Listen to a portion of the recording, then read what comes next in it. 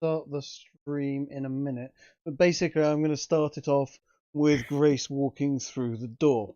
Okay, because my plan was to acquire an English soldier outfit somehow. Okay. There's certainly going to be plenty of them about.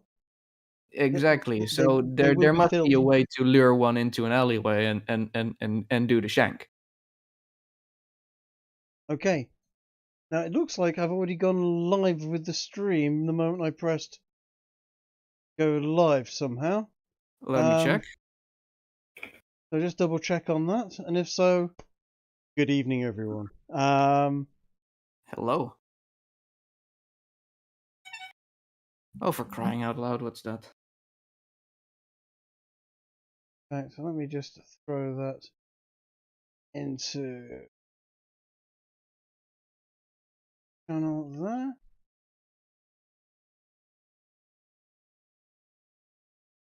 Yeah, that's live. It's been live for a minute. Okay, we have been live for a minute. Okay, I wasn't sure. It's for some reason, I'm not quite sure how, but at the end of the last episode, as you noticed, something weird happened with my account, and certain things have been apparently reset. And one of those things is when I press go live on my OBS, it goes immediately live. So, sorry about the confusion there, and we are live. So, yeah, good evening, everybody. So I will just do a quick recap. Essentially, last week we were all getting ready for various sort of recruitment missions and side missions and fetch quests, and then Kiki went and basically attacked a British Army officer after he told her to go back in the kitchen and women shouldn't be wearing armor and what was she who the hell did she think she was talking to anyway? So she decided to stab him with a greatsword. As you can imagine, in a garrison town full of several thousand British soldiers, that didn't go down too well. And she was basically beaten, tied up, and basically killed. At which point, all manner of hellfire was let loose. And now the British Army are looking out for a group of assassins. Having killed one of them, they are now looking out for the rest of them, whilst they are still getting ready to go out on a mission tomorrow, or this evening, essentially, to head out this evening. And meanwhile, Grace has been resurrected, essentially, and has made her way over to meet up with the rest of the gang, having been given fairly divine inspiration, and actually having a chat with the god of this world, and meeting one of his direct servants. And she's also had a bit of an upgrade, essentially in aesthetics, to her look. So instead of being dressed in white and gold of an Inquisition, she's now in essentially bronze, black, and red, not dissimilar to a classic Roman centurion. And though she hasn't noticed it because she got a 4 on her perception check, she is now wearing a helmet as well. So is not immediately recognizable because she is literally dressed as a Roman centurion. And instead of a red brush on the top of the centurion's helmet, it is actually a gold brush. But other than that, yes, actually that picture that Garrow's just posted there isn't a million miles off, only instead of green, think red. But yeah, essentially that is not far off. And I don't think hairy forearms is really Grace's thing, but there would be metal plates on her shins and forearms as armor. But yeah, so essentially she's decked out, looking very, very ancient Roman-esque, actually. Good God, these are awful.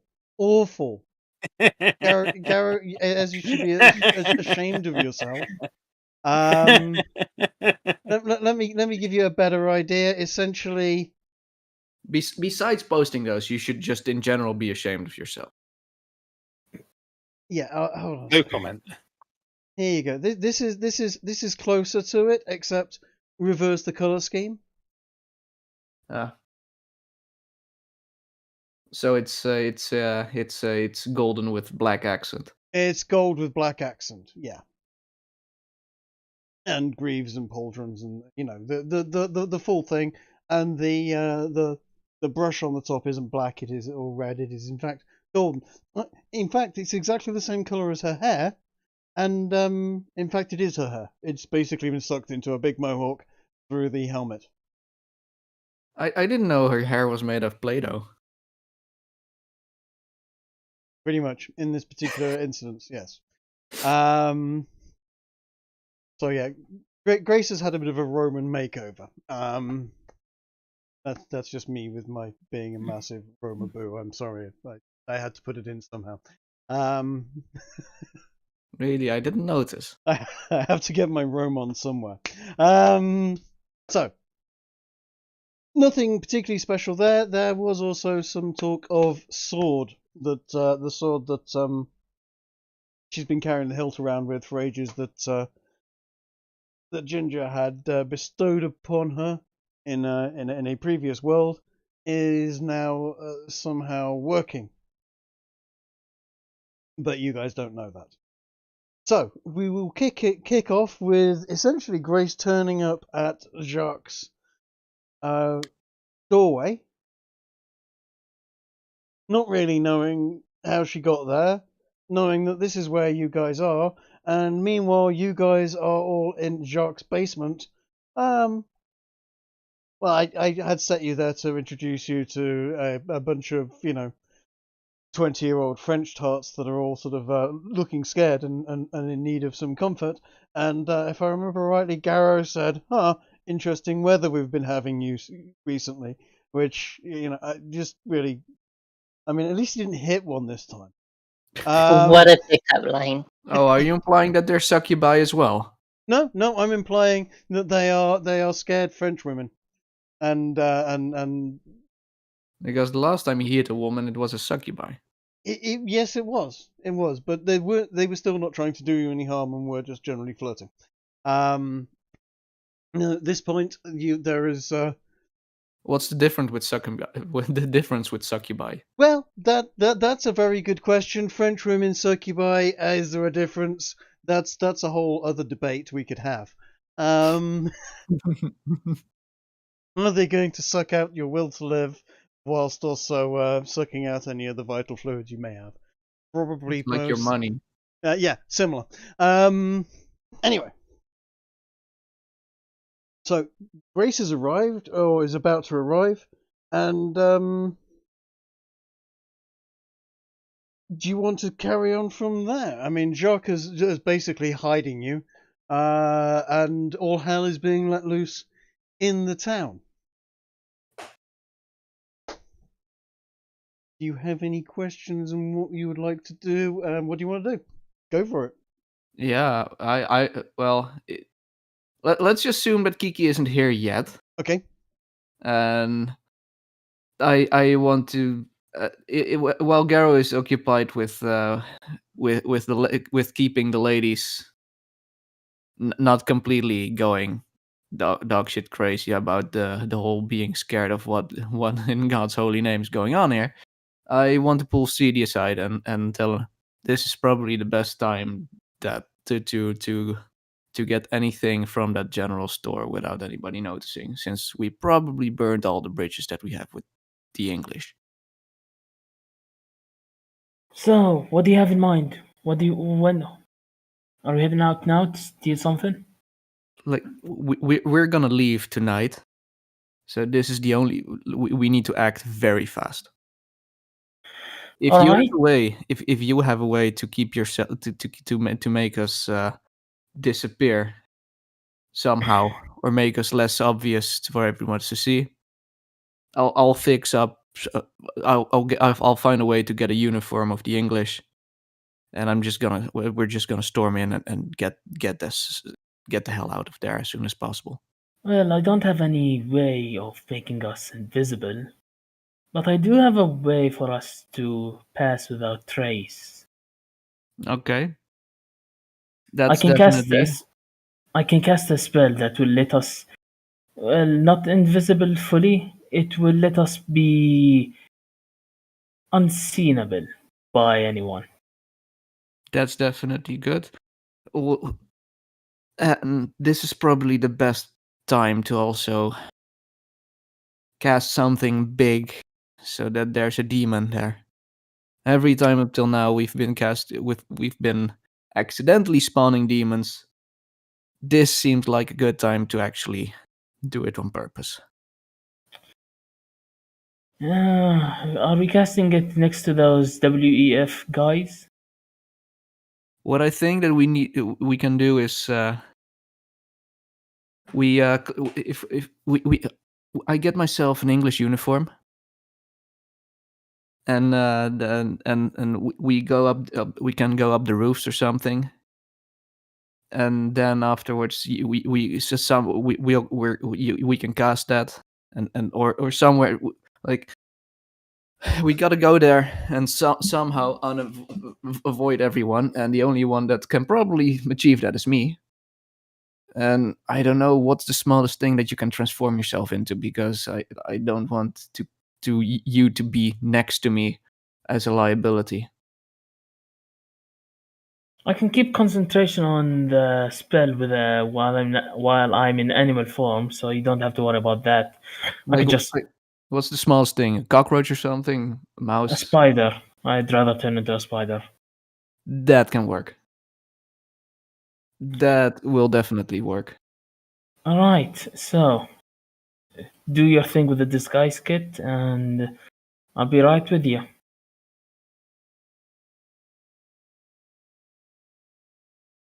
Right. Right. Well, may I seek out my allies? Because I'm wondering where they went. Sure.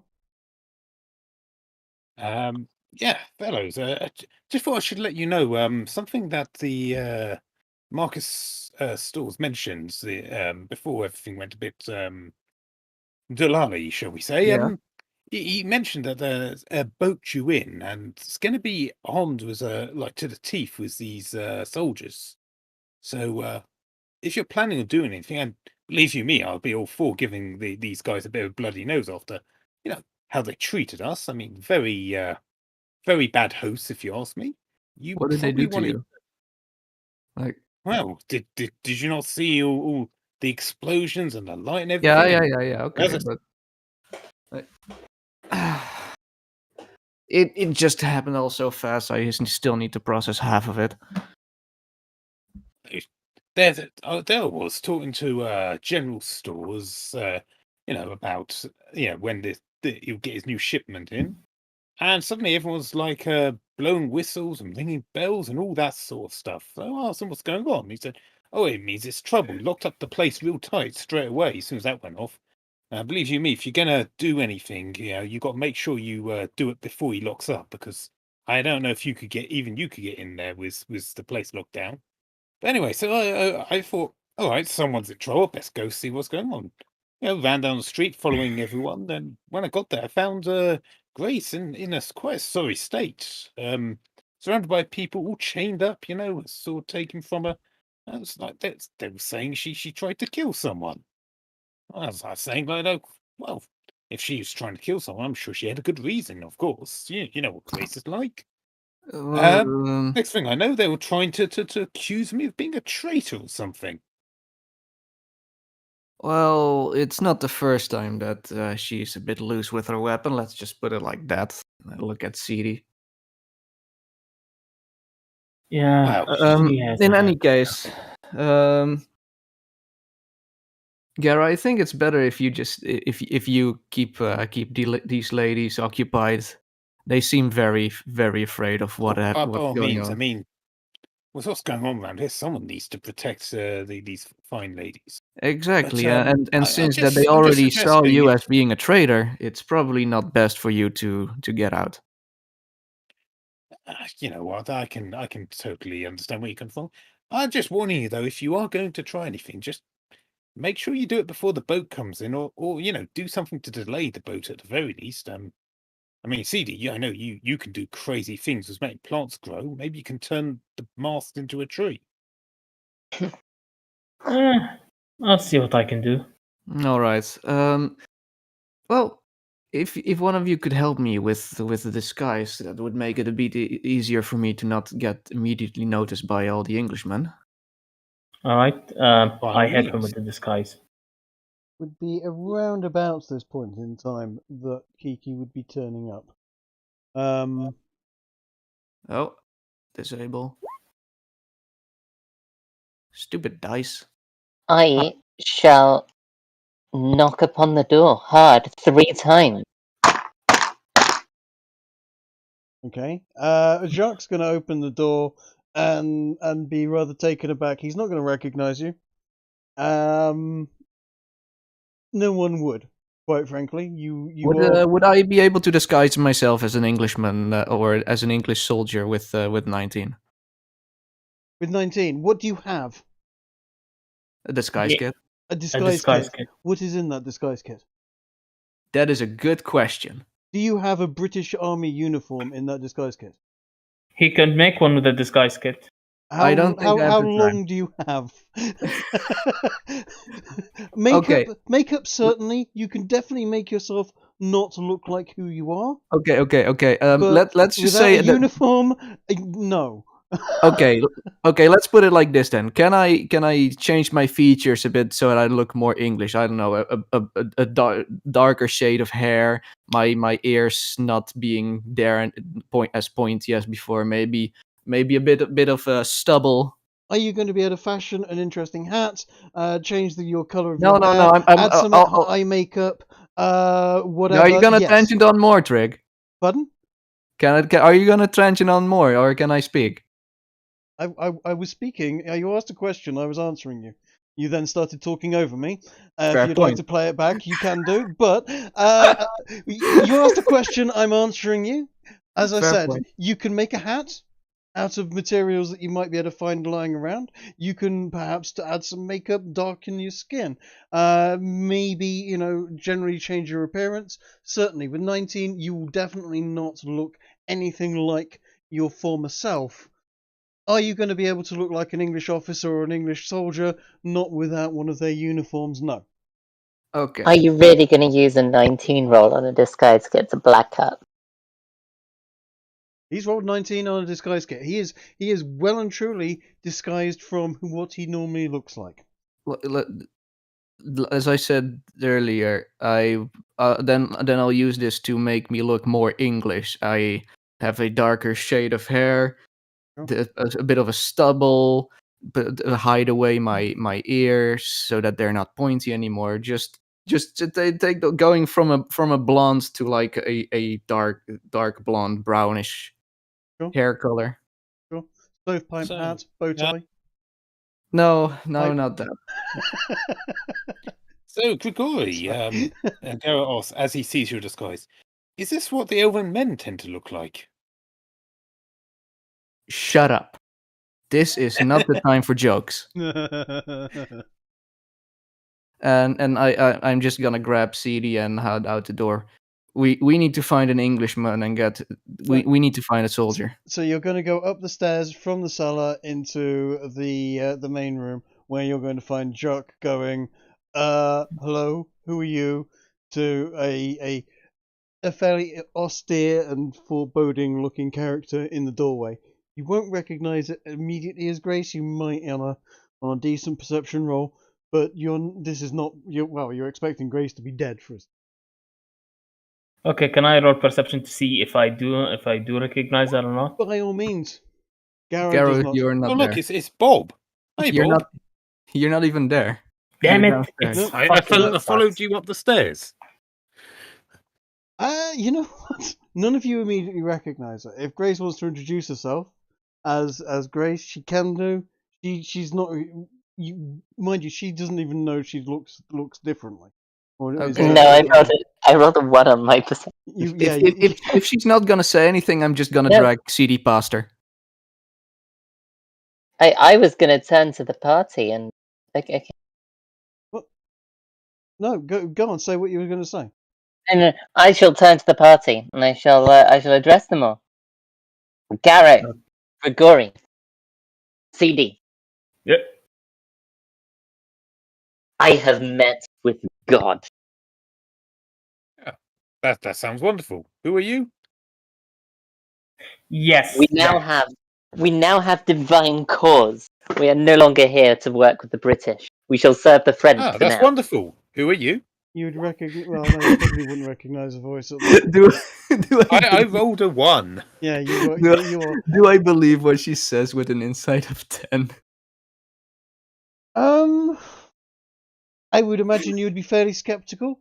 Although what I would say is you would be kind of wondering where the hell and I don't recognize where did you get that armor, etc. There is going to be some, but yeah, you're going to be skeptical. What I would ask is, Kiki, could you roll some sort of persuasion?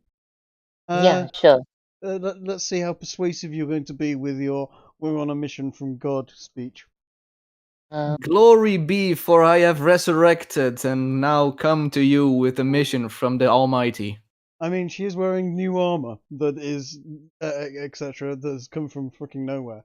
Let's be honest, it's not the weirdest thing. Okay, she's rolled a 22 on her persuasion. If only we could see it. Oh, I'm so sorry. If you watch the stream, you will be able to see it. I'm not lying on that. She has just rolled a 22, but yes, that was straight to the gym. Garrett, this is no time for jokes. Do you not want to get home and face those giant squirrels? Ride the airship? This is our route back. That sounds great, and you seem to know a lot about us, but who are you? Who are you? Does she still sound the same? She still sounds exactly the same. Yeah. I'm just gonna say then I'm just gonna assume that it's Grace then. Yeah. She sounds a lot like Grace, guys. Grace, is that you? Yeah, but Grace is dead. Do you not recognize me? You're wearing a helmet. No. And you don't wear the same armor that Grace last had when I saw her. Did you even took a look at yourself in a mirror? I came straight here. I've just been and seen God, guys. I mean, What was the smuggler's name again? Jacques? Jacques, yes. Jacques, get her a mirror. Jacques is a Frenchman. Of course, he has a mirror somewhere because he'll want to be looking at his reflection at least once an hour. And so immediately comes out with a nice-looking mirror and points it at Grace. Grace, did you just call yourself French? I didn't call myself French, but French are also vain and take pride in their appearance. Trig, you're not making this better for yourself. There's a running joke because I You might want to put down that shovel you're holding. Yeah. Anyway, because you're digging a hole. Anyway, meanwhile, anyway, we'll get into my Norman heritage at some point. Because I'm not even joking.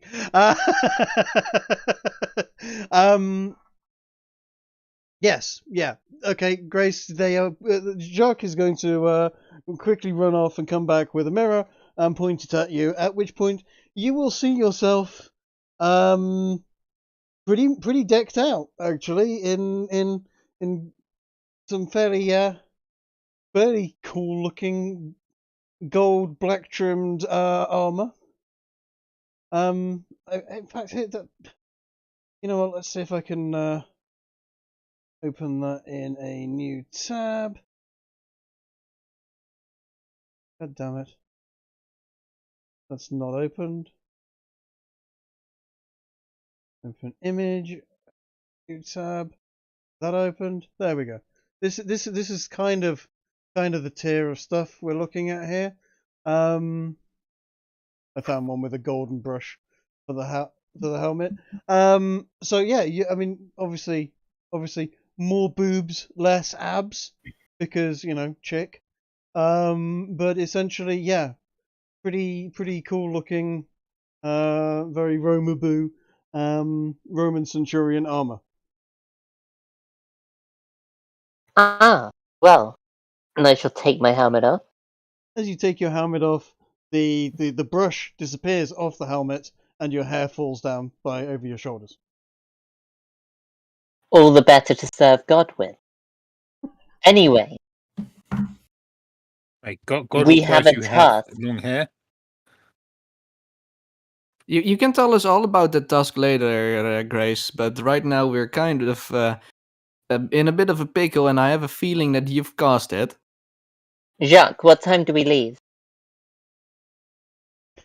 Jacques looks a bit sort of amazed and weirded out by this whole scene, and he was like, well, hang on there. Didn't you tell me to go forth and multiply, and you didn't want to have anything to do with me last night?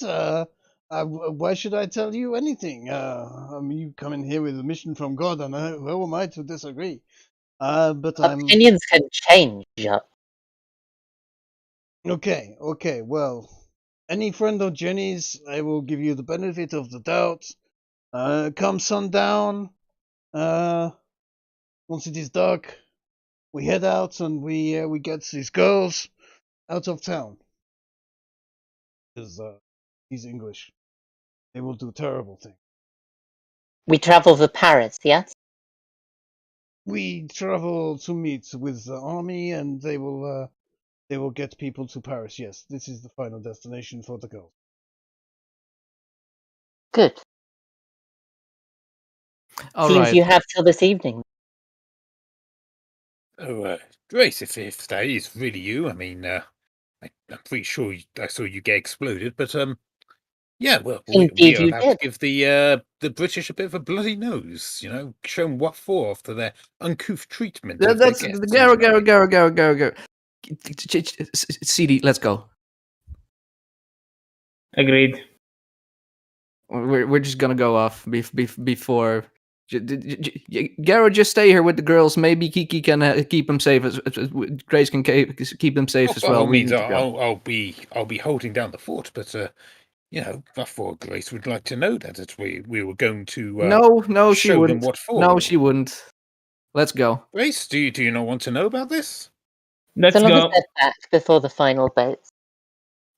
Not acting as very much as if you've been persuaded by that Grace has had a mission from God. But I'll go with it. And just before you get to the door, Jenny arrives at the door, going, "Oh Jesus Christ! What the hell has happened?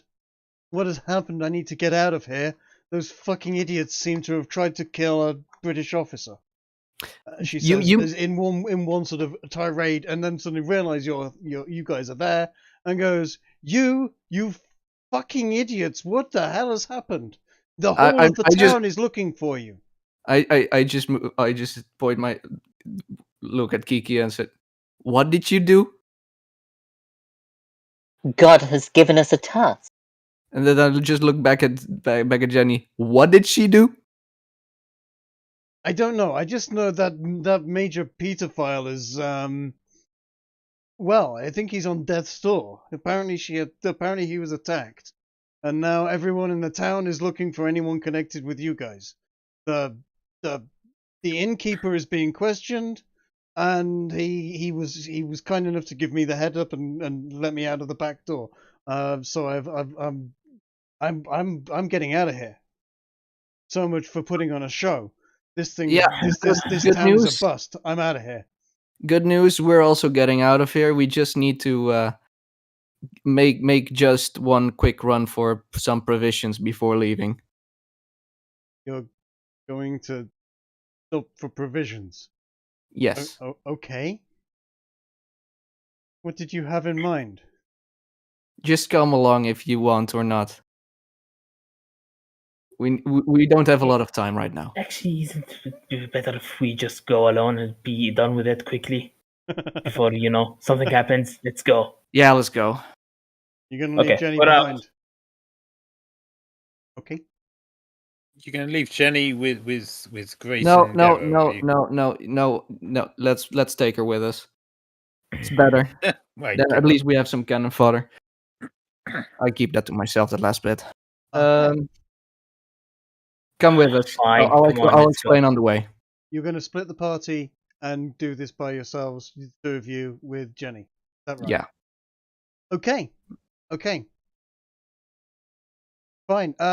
In that case, what I'm going to do is going to say I'm going to discuss with you what's going to happen now. Garrow and Grace, I'm assuming you guys are going to work out something between the two of you in DMs as to what you want to be doing in the meantime, whilst this is going off. Sure. And what we'll do is we'll do the discussion of what's going to happen. Then I'll cut back to Garrow and Grace and what you're doing. And then we'll come back for the execution of the plan afterwards. That's fine. Depending on what you've decided to go ahead with. So you're going to leave. You're going to grab Jenny and go. Come with us. We've got a plan. Is that roughly right? Okay. So you're going to head out of the smugglers, out of Jack the smugglers, and what is your general plan? Are you tell me what you're going to do? You're going to cross over the bridge, I assume, and just make for the general stores. No, as I want to find an English soldier if there's any one or two patrolling, and kill them as soon as possible and steal their uniform. Okay, well, fortunately for you, if you're looking at the map on the screen, Yeah. I will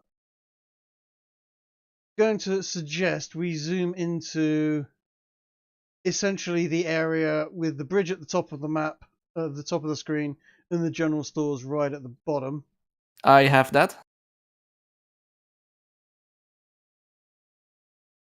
So,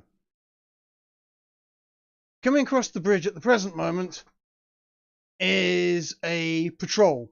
You're quite right. You're going to look out for patrols. There is a patrol. There is about 200 men making their way across the bridge at the present moment. From which side to which side? They are coming from. Oops.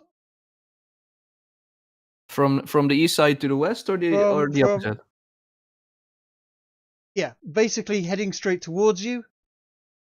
Before that, is there enough time to like change to use a disguise kit on both Kiki on CD and Jenny? If you want to dive back inside and start using disguise kit, sure. You've only just walked out the door. Let me describe to you what you're seeing. You're seeing a large unit, or a unit of 100 men, essentially marching over the bridge. They are in formation, but broken formation so as not to knock the bridge over with their marching. How many could you fit in a 10-foot sphere? How many people can you fit in a 10-foot sphere? Yes, of them. I mean, really, really close together.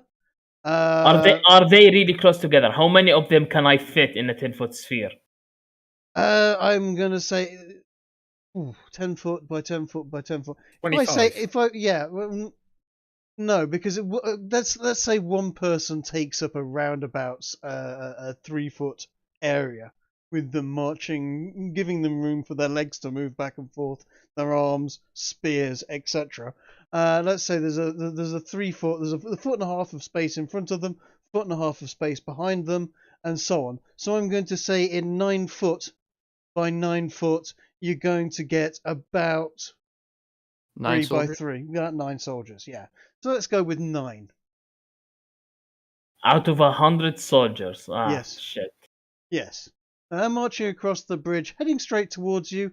If you stay for a little while, you'll notice that they march basically straight across the bridge and down the road, heading towards the this way.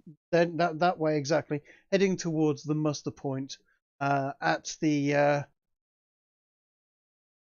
west exit for the town, which was where you were told that they would be forming up. You look down from the bridge towards across the river, and you notice that there are 3 large galleon warships docking up outside the general stores there, where you are highlighting there. 3 very large battleships. of English flagships. Looking further up from there in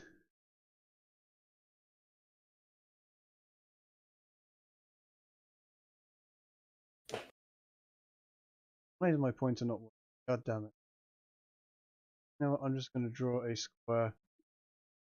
This area here, you Yeah. notice that there are a large number of soldiers forming up. And roll a perception check for me, one of the two of you.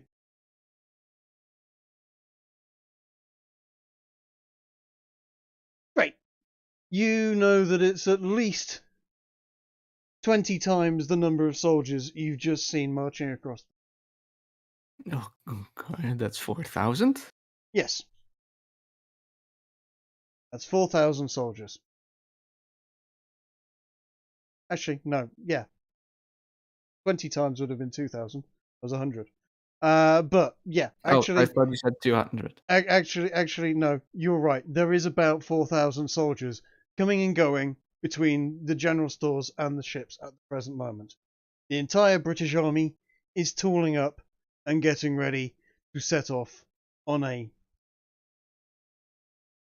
break the siege at this port. This is a large number of soldiers, and as you're also seeing that there are soldiers disembarking from the ships. Some people are unloading goods from the ships, but there are also soldiers and horses in armor being unloaded from the ships.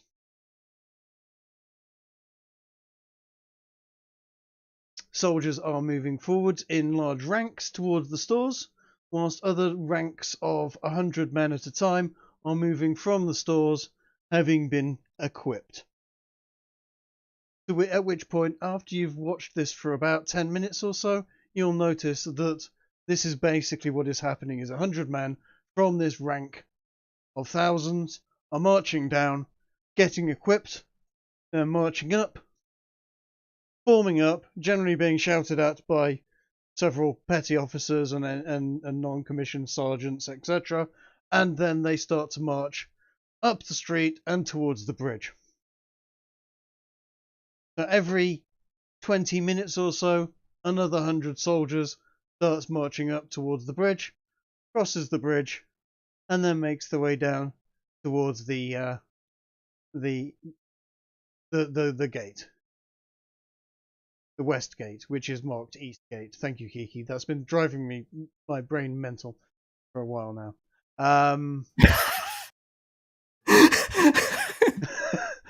I keep looking at it going, it's west, no, it's east. No, hold on a second, compass. Did you just delete it? Yes, I just deleted it. It is not the east gate, that's the west gate. I was about to edit it. Great. Okay. Good. So yes, and actually pretty much where that block is where the soldiers are gathering together. The West Gate. Yes. Not to cause any doubt or anything, but are you sure we need to do this? This seems an awful lot of soldiers.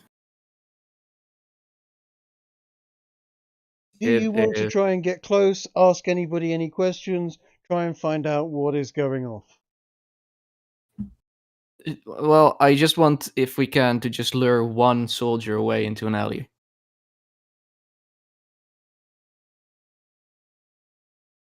I just need one uniform. That's going to be more tricky than you. I mean, how are you going to wear?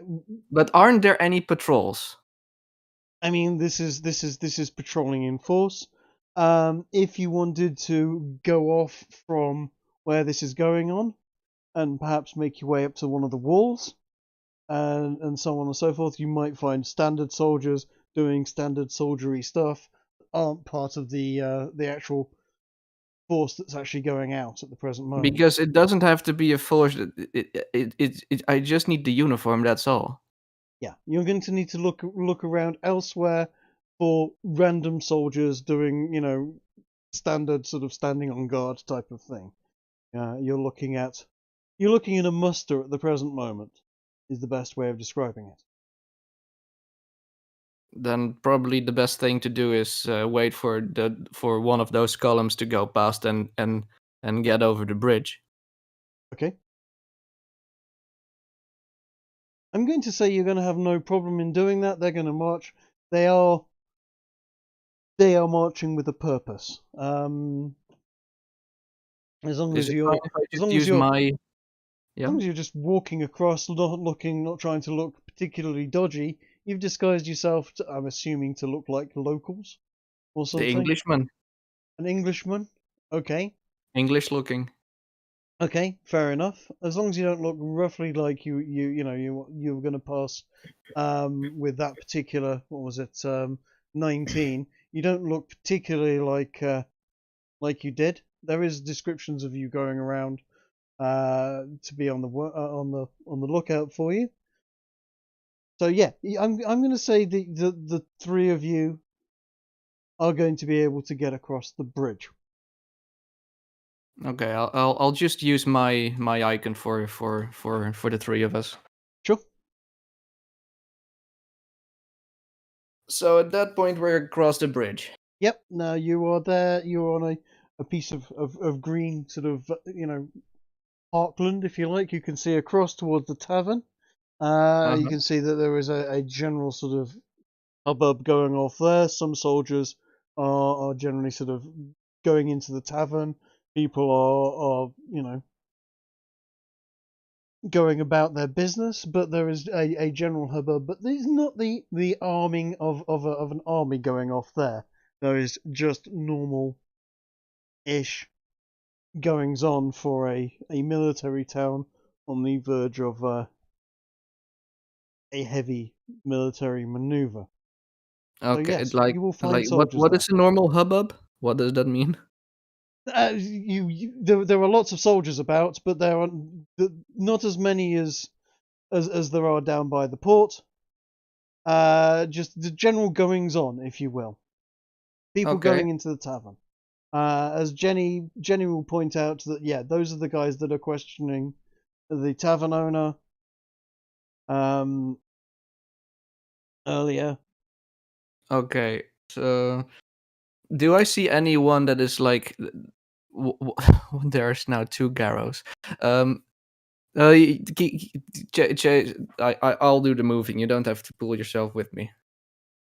Or well, you do whatever you want. But I'm just asking, just sort of whispering to Jenny and Chase, which one of those, which one is the like, which one looks like it's the easiest one to just pull aside and Merc. Jenny's going to. What you want to go over there and mug one of the flesh? I need the uniform. Okay. So you want to go over there, create a distraction, get a soldier to come over to you, and then you're just gonna bash him over the head and steal his stuff. Is that what you're thinking? Work. That should work. Preferably, we can lure him to an alleyway. Okay. We can try. I would suggest you'd need to get a bit closer, but essentially pick an alleyway you want to set up your ambush for. And okay. Yeah, what is that the one? There's like That's round the back. That's round the back of the tavern. The tavern alleyway, sort of the side of the tavern, leads onto a fairly major road, which is down in red there. There will be soldiers moving up and down through there. If you want to set up an ambush in there, out of sight, I would suggest that you two do have the ability to do that. Okay, then that's what we're gonna do. Okay. CD, I want you to go into that alleyway, and I don't know. What's the best way to do this? I would probably say if we're in there, and I lure one in there, How does that pass without trace work? It's just do I just need to be close to you? You need to be within 30 feet of me, and we'll be able to continue. We'll be able to hide our tracks magically. Nothing will Okay. be able to track us unless with magical means. Okay. So as soon as I'm close to as I'm close enough to you, do the spell on us, and I'll just cut him down.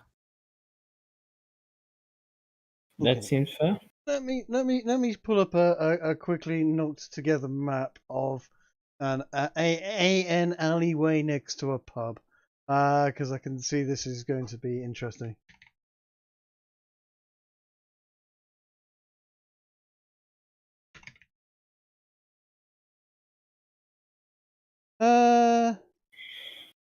This will do. It's not ideal, it's not exact, but it will do for the time being. Just how I like it. Okay, open image in tab. Save image as alleyway.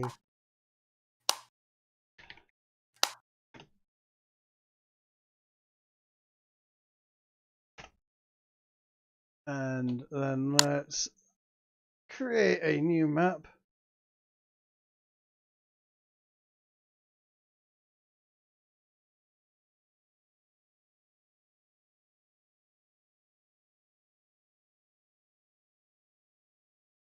And upload a this image. I've just where.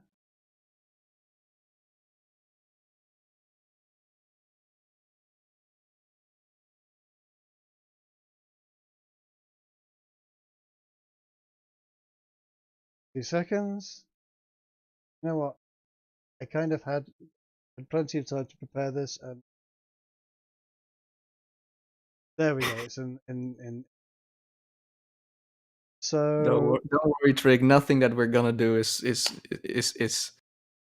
oh, this is going to be glorious. I can't wait. This is going to be hilarious. I'm going to change you over to this map in a moment. I'm just at this point. I'm just expecting a TPK, anyways.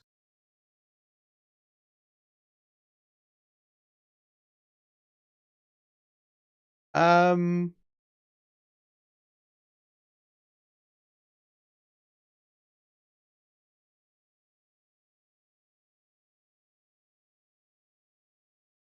I mean, that's fair. That's a fair assumption. It's quite possible.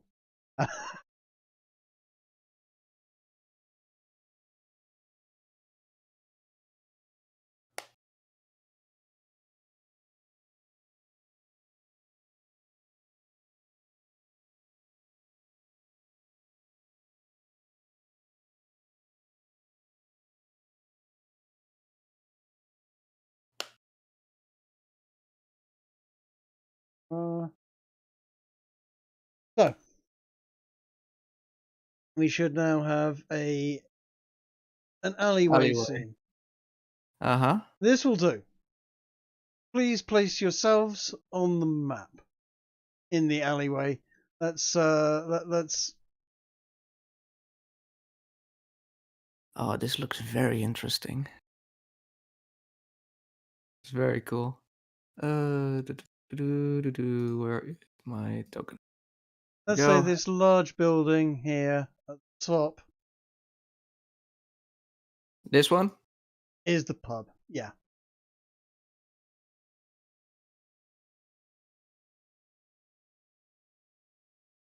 It's not ideal. It doesn't fit. This is me just finding an alleyway quickly.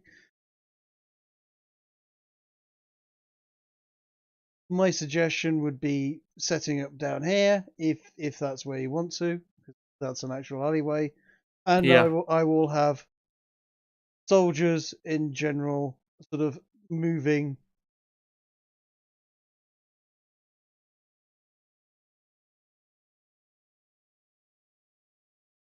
that sort of a route across. Right.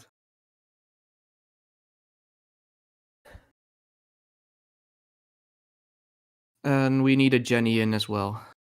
do need a... Oh, shit. Oh. Ruh-roh. Oh. The alleyway has shrunk significantly because I It's forgot. cold outside. Yeah, absolutely. It's not a warm day.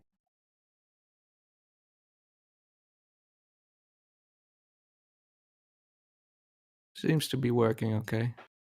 Now let's switch over to tokens, and as Yeah. you rightly said, let's get a Jenny in on this.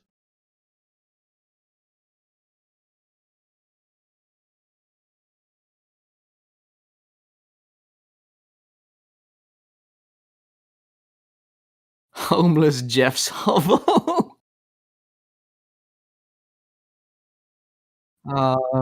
Poor Jeff. His mother named him with a G, not with a G.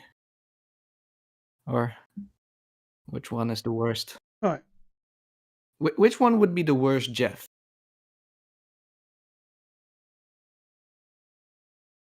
Jeff with a G is definitely the.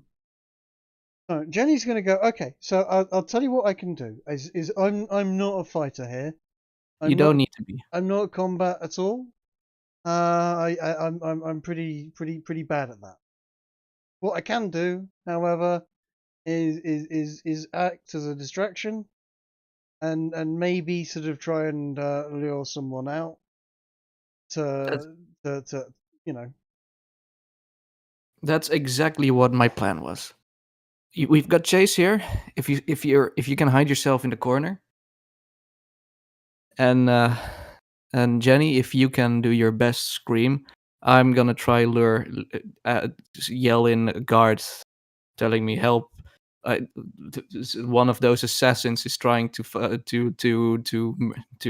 a woman, kind of deal. Okay, darling, but take my word for it. When people are yelling for help, it's been my experience that they don't start sort of having huge, great sort of exposition about what's going off. They just usually shout, "Help! Help! Over here! Help! Help!" And I'm going to scream. And how about one of you tries to plays someone that's attacking me? You, Grigori, you were the one that was sneaking into my room last night, or this morning rather. How about you try to put on that you're trying to have your wicked way with me, and I will scream help, and hopefully a soldier will come running in to save the day, and you can then do whatever you want with him. How does that sound as a plan, or do you have some other thing in mind? She wants to continue where we left off.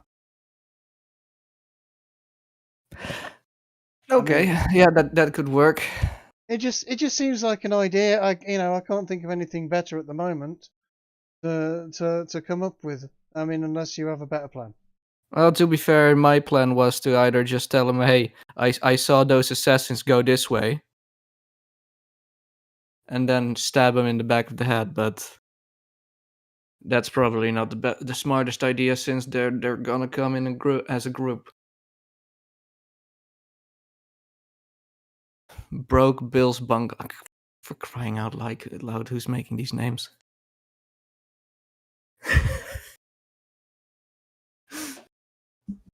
Right.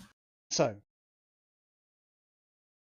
Jenny's going to have a quick wander down there and go, "Ooh, there's a gang of 6 of them over there." She's going to come back, tell you there's a gang of 6 of them over there. Do you want to try it on with those guys, or do you want to wait and see if some of them leave and go elsewhere?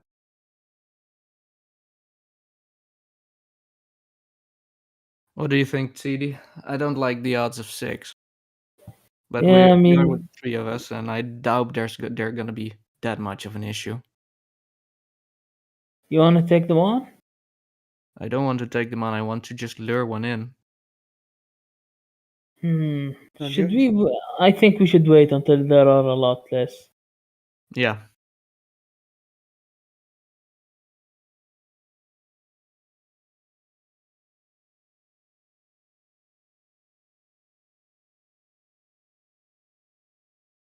Or I could cast a spell to summon a demon. No, wait for that.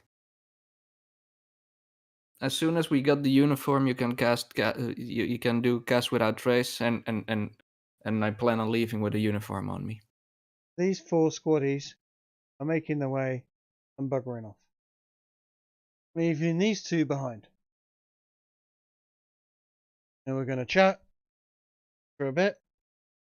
They seem to be officers. One's dressed similarly to that Richard Hardwood chap you met before. And this guy looks like he might be in the cavalry.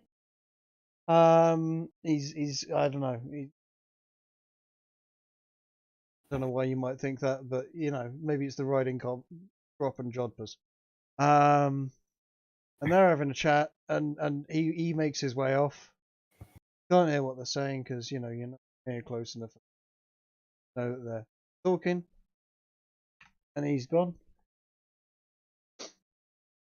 And then another 2 English soldiers have popped out of the house. Don't know that. You have seen people marching off, or at least Jenny's pointed out to you that she's 3 of them, 5 of them rather, march off, giving you a bit of an advantage, letting you know there is now 3 of them there. You have seen them charge off. He's like, no, we can wait a little longer, but I don't know. Now's as good as any other time, I guess. Yeah, I agree. Yeah, me too. Okay. So Jenny is going to let out a hell of a scream, help, etc. Beds and blankets, bravo. Kiki, please stop. I'm quite pleased with that one. Building 7. No, not Building 7. Do not mention Building 7. What's Building 7? Oh, okay. What? World Trade Center 7. Look into it. Oh,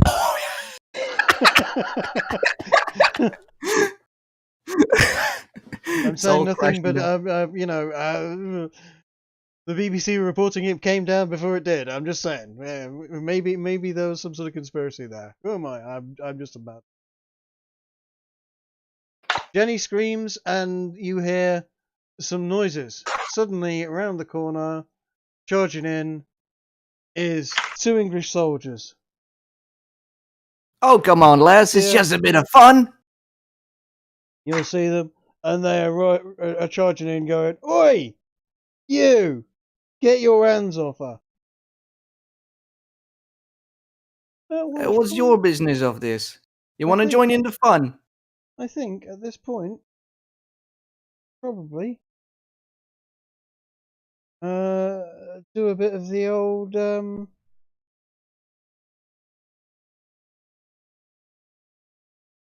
rolling for the word.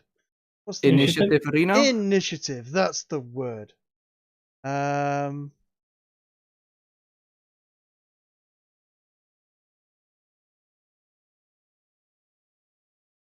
mean, presumably, as far as the consultants are concerned, they've already taken initiative. Yes.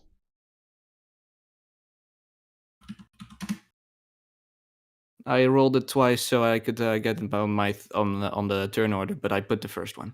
Yeah, I'm not quite sure why there's a horn demon involved. We I don't don't see see the any horn horn demon. demons.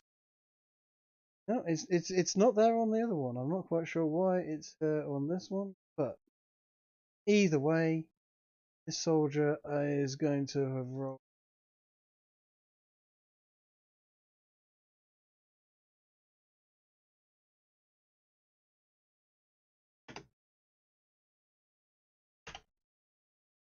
A 5. So you are going to properly get the drop on this poor sod. Or these 2 poor sods. Well, actually, no. You are CD. Somehow you're even worse than a 5. Jenny's Don't also mention it. Jenny. Oh no. You're not getting away with that. That's a 3. We're pointing that out. That somehow. What did you roll? A natural 1 or something? What is your? Anyway. A natural 2. A natural 2. Shut up! You know what? Jenny's going to roll for initiative 2. Fucking hell! Everyone is rolling better than me. Jenny's way ahead of you. Way ahead of you. Which is rather useful because Jenny's actually, being a bard, quite a good character. If only there was a feisty Irish girl. Yeah, I know. In But fact, hey, you can't have everything in the world, you know? precisely. Where the frick are those dice? Terrible for this. Probably. Asked her. I should probably have asked her. That-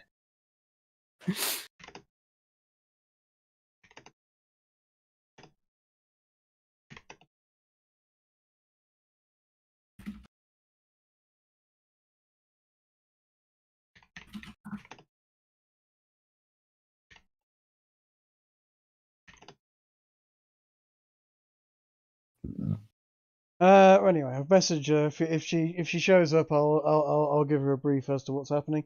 But anyway,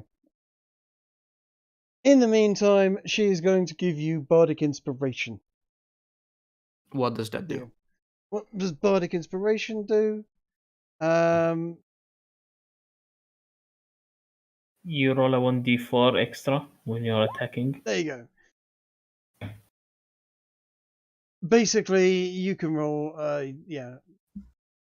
Can roll the die and add the number rolled to one ability check, attack roll, or saving throw it makes.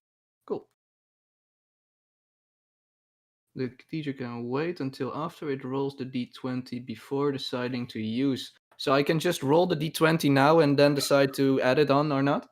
Pretty much. Yeah.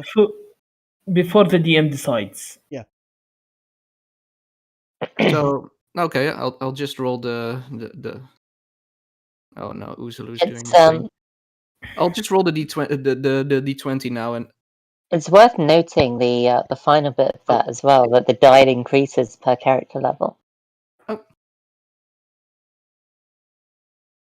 It does actually, right?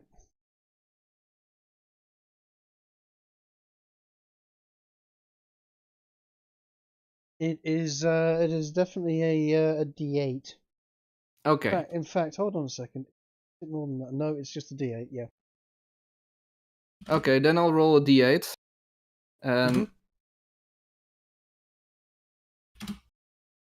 that's a 7. That's a 7. Okay. That's a nice addition you've got there. That is a very nice addition. I'll put it in my search bar, and I'll keep that one in mind for when I did a fucky wucky. Indeed. Okay.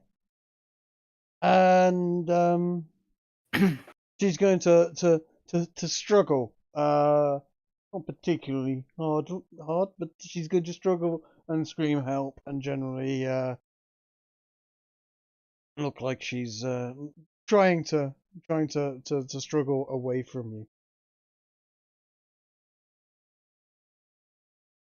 It is your go, Theo. What are you gonna do? Okay. Let's see. What is the best I can do? Well, that is murder. Oh, going to do. Excellent. Yeah. I'll move 1, 2, 3. I'll move right up to him. Mm-hmm. And what I plan on doing is the following.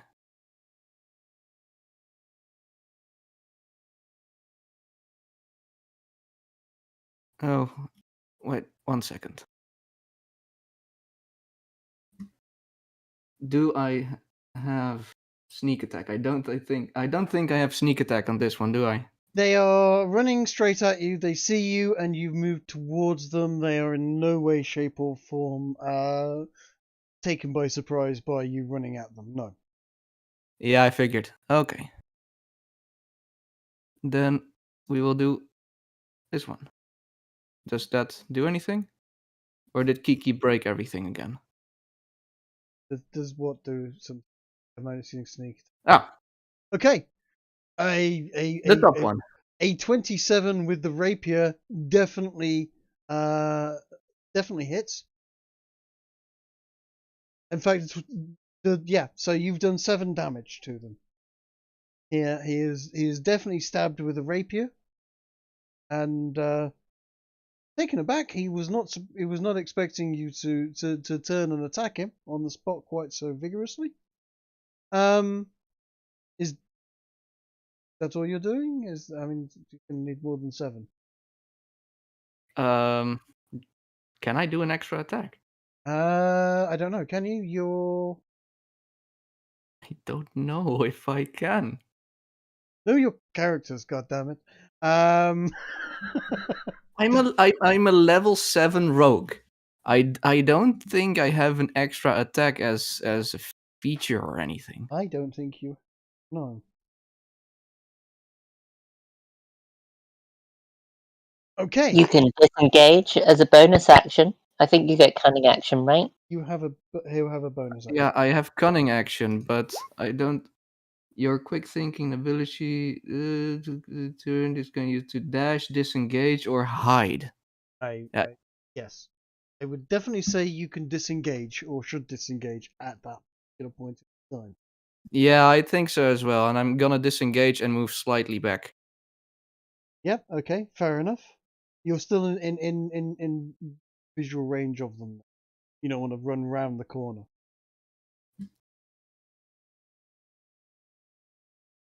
Okay. Let me check how much movement I have because it was standing here. You should have plenty. 1, 2, 3. 1, 2, 3. Yeah. Okay. So you've run up, stabbed him, and then run off. Yeah. Cheeky bastard, he says. Ow, that fucking hurt. He says, looking at the nice little gouge you stabbed into his side. And they're gonna come running after you.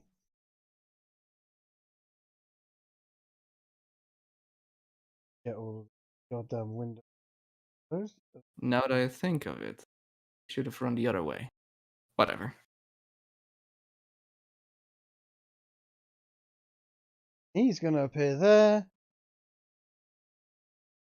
And he is going to, in fact, that's going to move there and there. They are thinking nothing of the fact that they think they're protecting Jenny, and they're putting themselves in between you and Jenny.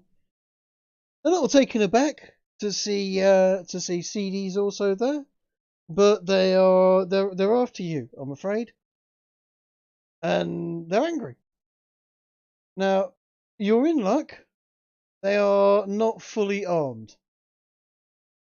They are just the similar kind of guys that were attacking and beating. Well, that did beat Jenny to death.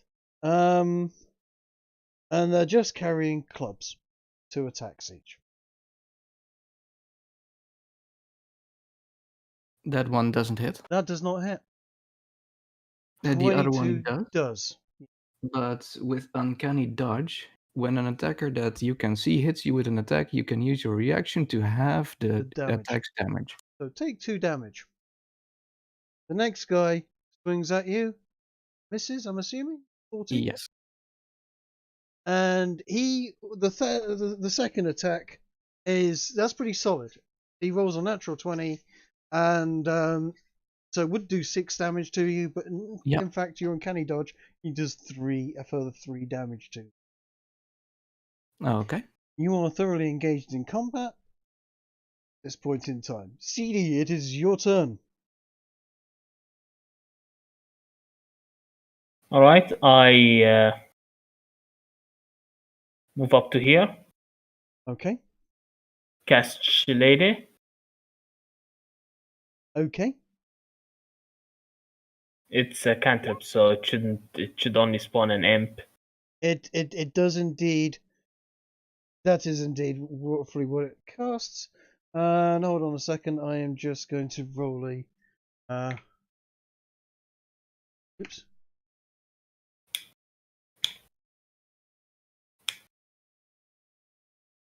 One, two. Annoying.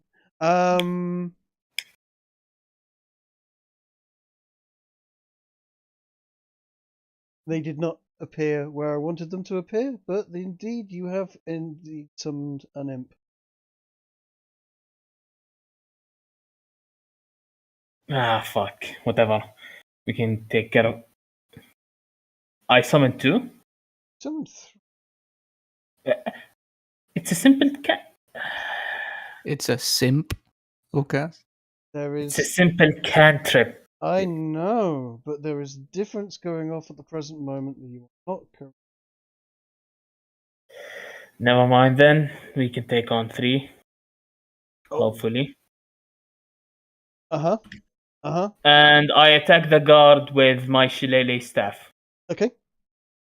Does an 18 hit? 18 hits. Okay, he takes 9 bludgeoning damage. He does indeed, and This he's one. already. Which one? That one. Okay, so let me just make sure I've got this.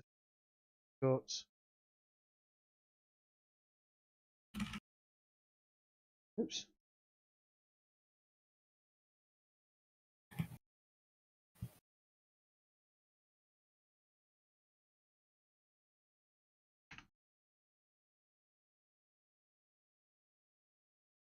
Right. What did you do before to the other one? Theo, you did. What was it? 7 damage. 7 damage.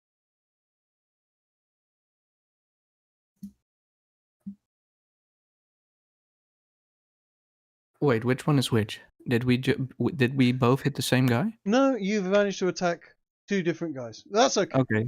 That's So the okay. top one is 9 damage minus. That's and the yeah. Round. It doesn't really matter. They're within a hit point. Okay. Okay. Is that all you're doing? Or you Yes, can do? that's all I'm doing.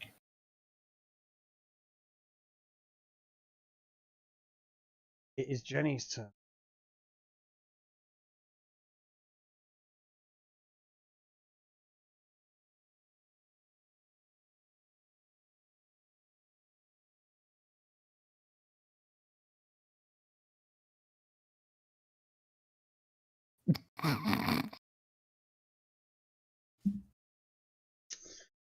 The risk I took was calculated. Hmm. And finally I managed to calculate something correctly. Jenny is just clobbered. One of these chaps here.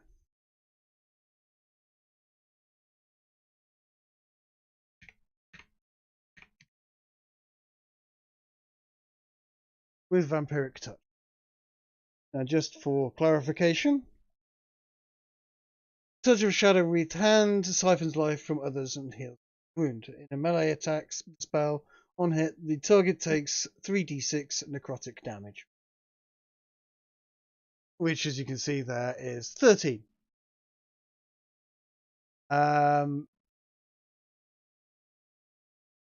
The soldier directly facing you, Theo, feels an icy hand on his shoulder and feels his life being sucked straight from him. As he has 13 extra hit points. Is he dead? He is not. Okay.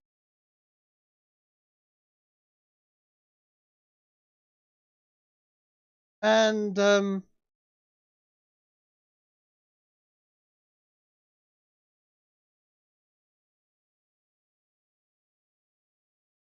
we go. Okay, there is a. Oh yeah, it did hit. He takes another 3 damage from the rapier that is now sticking out of his belly.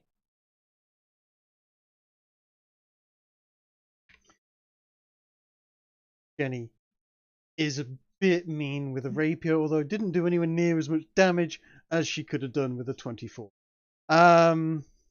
It's either weapons not.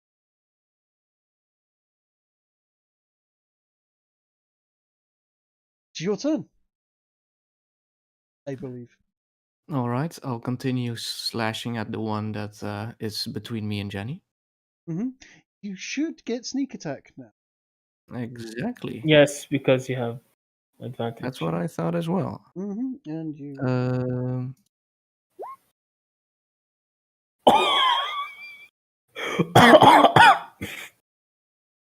Well done. Jesus! You stab him straight through the eye. He has a very surprised look on his face. He makes a gurgling sound and drops to the floor dead. Congratulations, he's... Damn. All right. That's sneak damage. It's almost max sneak damage. You killed him, pretty much stone dead. Nice work. Would you like to do anything with your bonus action? Well, I'm gonna move. Can I move on top of the dead body Sure. to block him? I want to block his escape. Yeah, sure. Cool.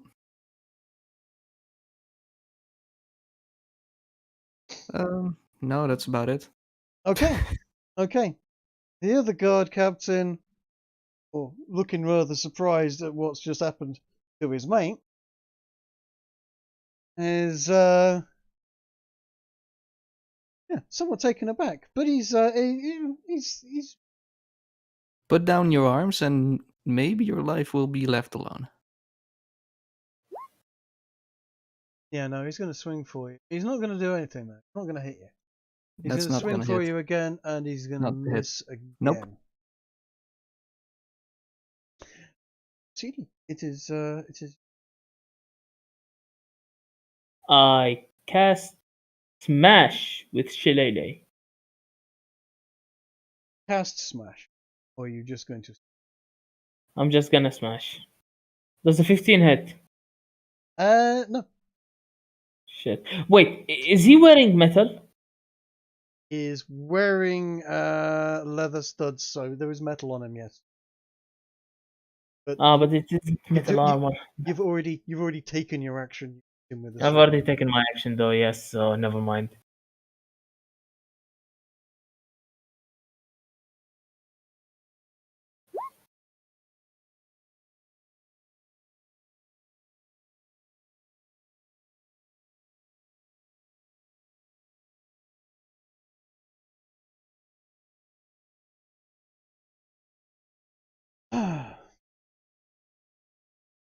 Okay, do you want to do anything with your I can't bonus do action? anything with my bonus action, so no. No, okay.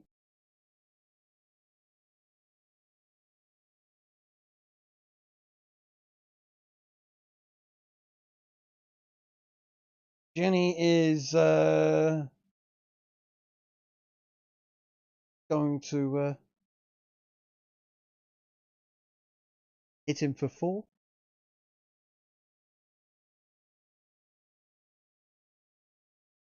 And he's going to have to do a wisdom saving. Doesn't, so he's going to take an extra psychic damage from the vicious mockery that she has just brought upon him. Going, lol, thought you were a good card captain. Now look where you are, you little bitch. You're fucking going to fucking die in a pool of your shit, and it's going to be a little girl that kills you. Lol. And by the way, that club is the biggest fucking thing you had in your hand. Etc. etc. She's just going to fucking rip shit out of him, and he's taken 5 damage. He's still got plenty of hit points left though.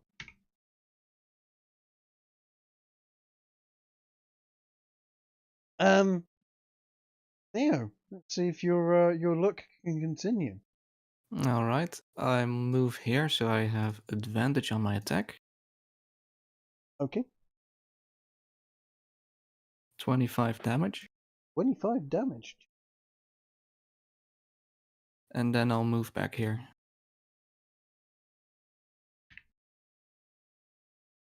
This is your last warning. You can get out of this alive. It's his turn, isn't it? Mm-hmm. He pulls a whistle out of his pocket and blows very, very, very loudly. Fuck. Inside.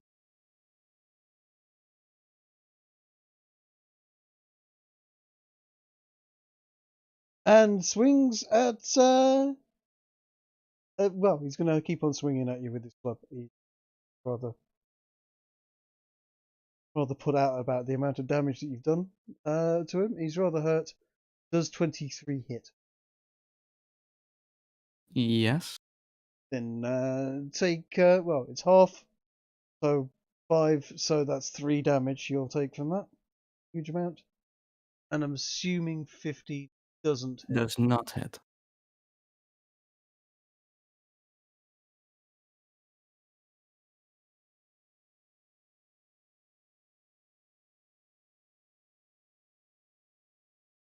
Edie. Alright. I keep on the shillelagh act.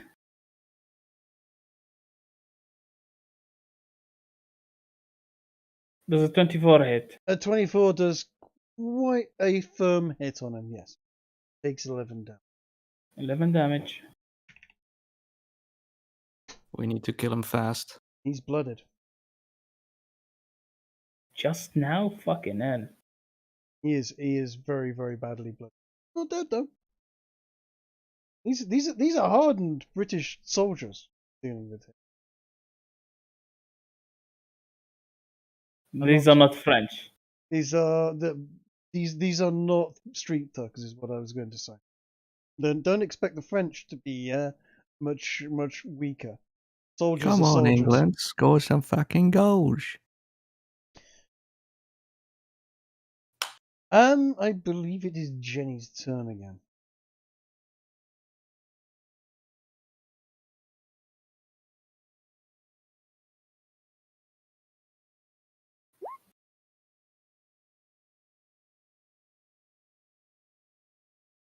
You know what? I want to be kind and give her advantage, considering he's surrounded on, well, several sides. But I'm actually going to say not. It's not directly behind you, or you're not directly behind him, CD. So she misses with her rapier shot,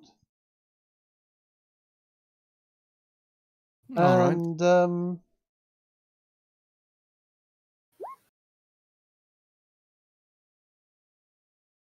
gives him another 2 damage psychically.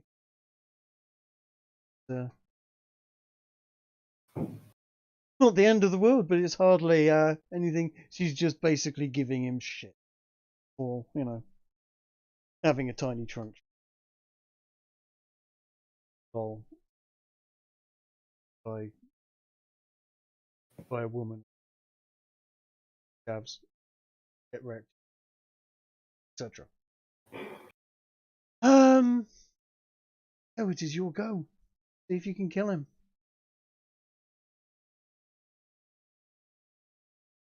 Yeah. I'll move back so that I have advantage. Does 29 kill him? Yeah, 29 kills him. Dead.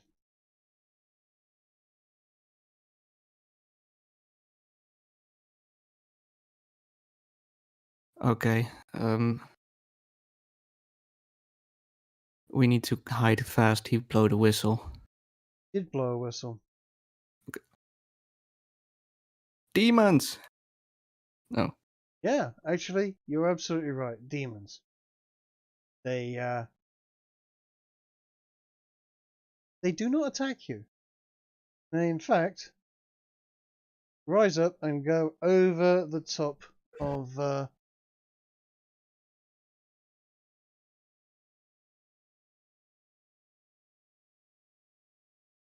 Yeah, they just basically fly up and over the building here.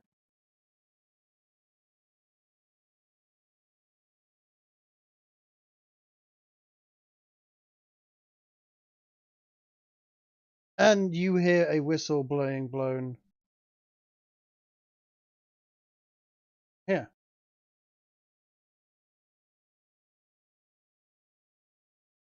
And a shouting of assassins! We need to grab the uniforms and leave fast. Agreed. Let's do it quickly. And okay, let me just see. Let's give this guy a order.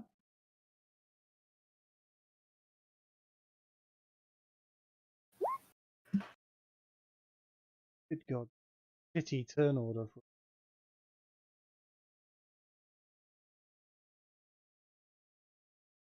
Combat is not over. And he has, yeah, he's basically made that his turn. And, it's idiot, it's your turn. Is he wearing plate? Yes, he is wearing. Well, no, it's not plate armor. He is wearing chainmail though, on top of what looks like a leather gambeson. Chainmail, you say? Chainmail on top of a gambeson. All right. He eats heat metal. Okay. Transmute.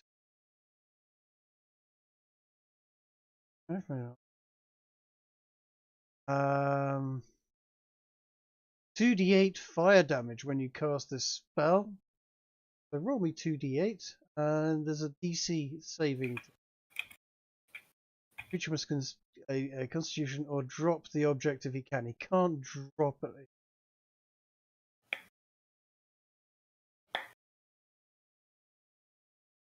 So he has taken. For fuck's sake! He has taken 9 damage.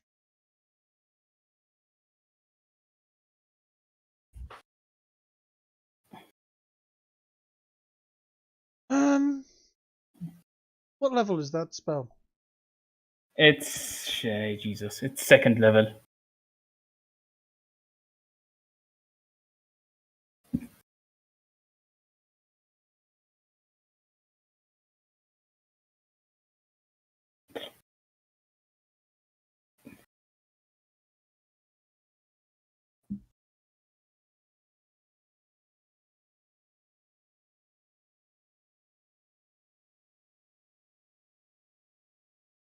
And he's just taken.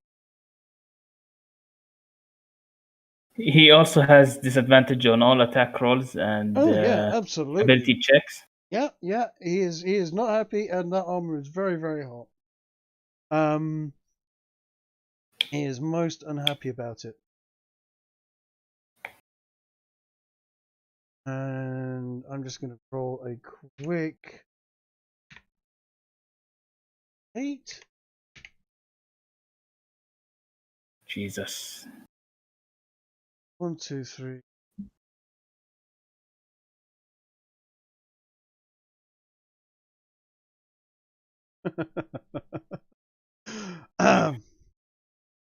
This is. What have I spawned now? You have spawned on the top of the roof, looking down over you.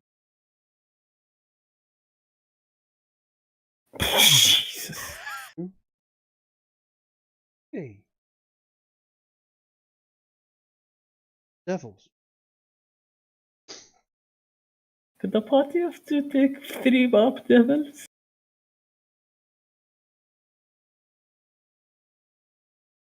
Well, I imagine Grace and Garrow could. It is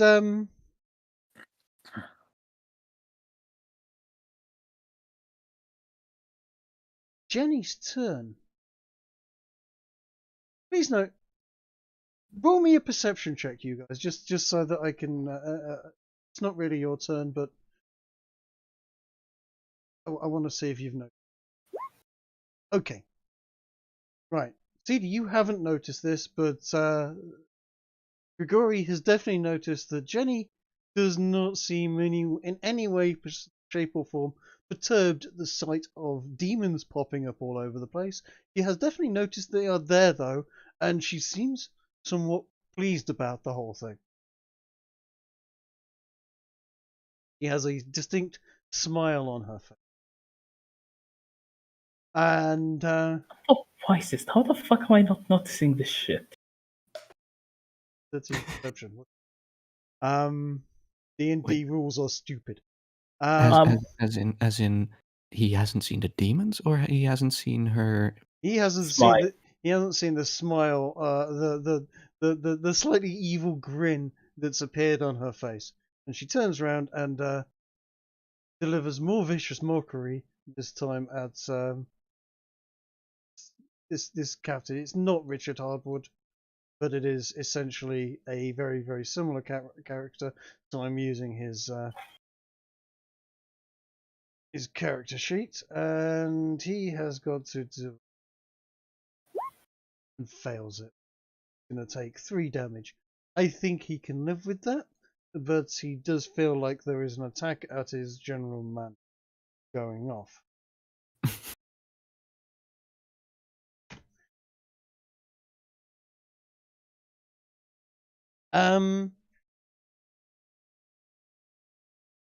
Theo, it's your. All right, Oh, no, it's not. No, it's not. I'm No? terribly sorry. It's the imp's turn. Ooh. Oh, no, I'm wrong. Sorry, I'm looking at it. And yeah, it is your turn. It's the imp's turn. Cool. Did you give the Barb Devils a turn yet? I am just doing that now, but they are out of it for at least 1 turn anyway. So roll that now. What is with the turn? What? Just no one's rolling high. Okay.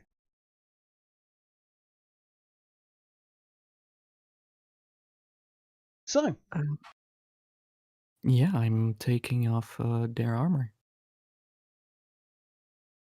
you're gonna bend over and start stripping them down of their armor. That's going to take, what is it, 6 seconds per turn? How much would it be? How long does it take you to get dressed? I mean, it's only the bare necessity. I already have armor. I just need the garb. Yeah, how long does it take a normal person to jacket, trousers, shoes, etc.? I reckon it's going to take you 2 whole turns. Okay, fair enough. To take that. It's okay. So if you want to take a turn, I'm gonna put you out of action for 2 turns to strip down one of these guards. If you're happy with that.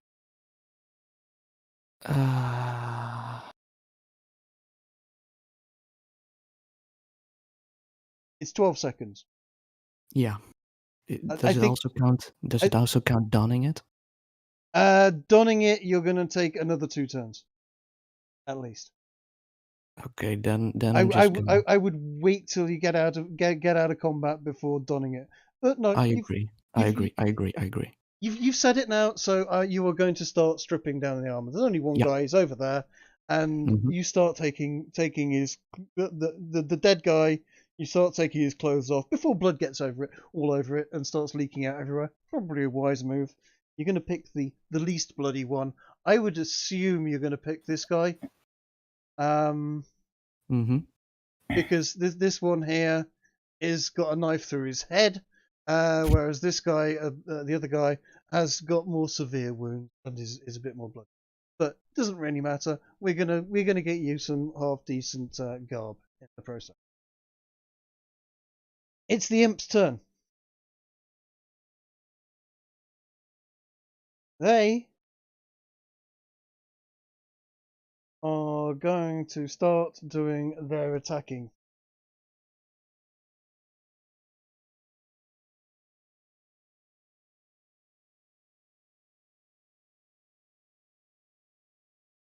Bum, bum.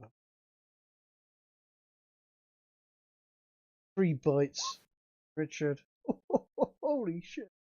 Well, that hits him. He takes 7. Let's give him a. Let's do all 3 of them first. That one doesn't. That one does. Okay, so he takes 1, and he's got to do a Constitution saving throw. See whether or not he takes half that.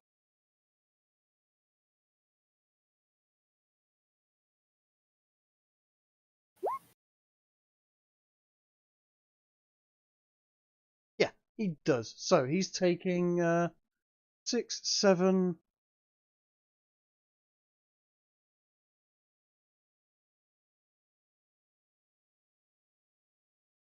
7 plus 11 is 18.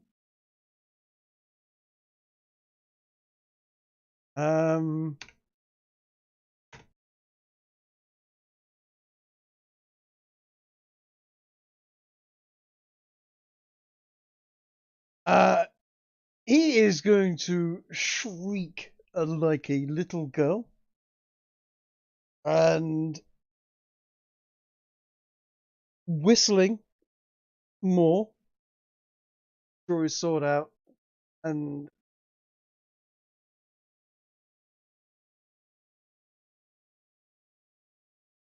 swing. He doesn't hit. So the imps are not going to have. Going to swing again because he's going to hit this time, and he's just going to actually kill one of these. Shame. The disadvantage really didn't come in play, did it?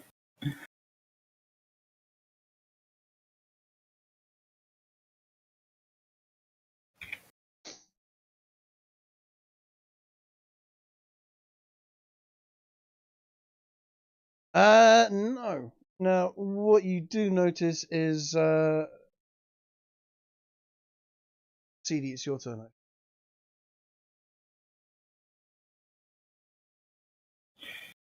Shall I continue summoning, or You can do whatever you like, mate. It's totally your thing. no? I ask for Jesus. I think you Right. turned on fog of war by accident. I did. It's not by accident, on purpose.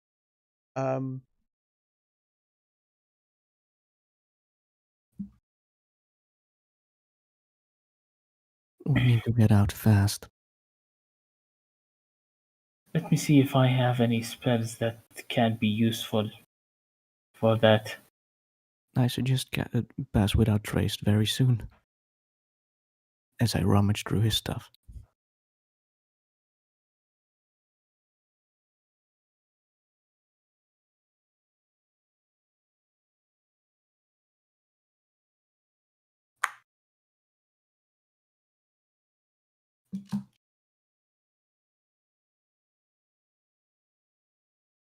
What you doing? I'm just checking abilities that I can cast. Nothing is good. I just step into over. Let me just check.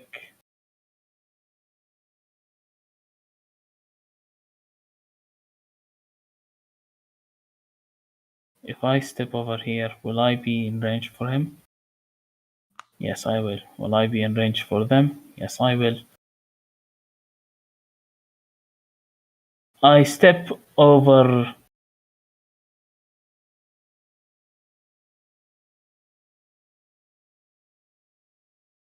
here and cast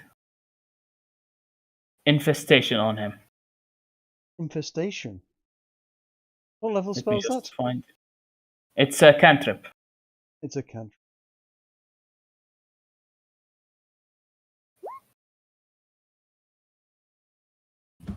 He's got to do a constitution.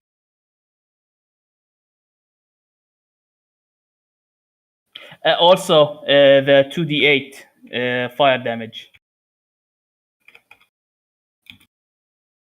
Yep. 9 plus 9. Okay, so your He infestation has doesn't. disadvantage on his Constitution saving throw, by the way. You're right. You're right. He does. Good point. So he's taken poison 9. He's taken 18 damage. Yep.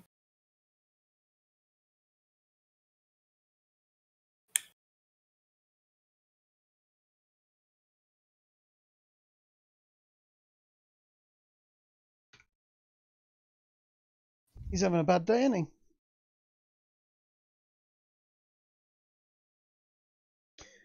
Right. Okay. I'm not quite sure what the hell's going off there with the macros, but it is Jenny's turn. She's going to look up at the barb devils that are above her, and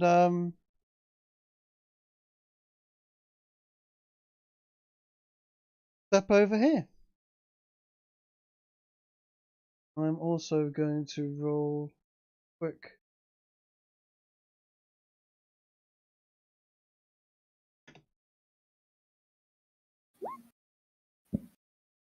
Okay.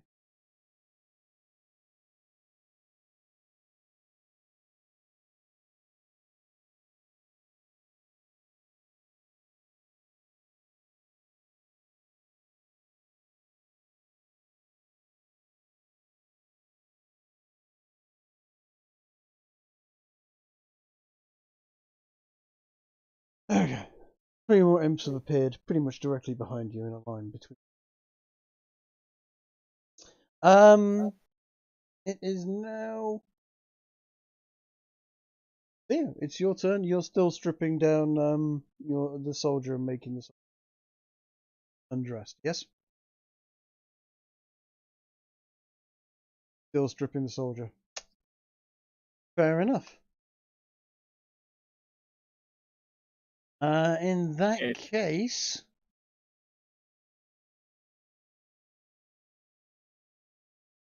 it is. Is it now? Oh yeah, it's their turn. Let's see.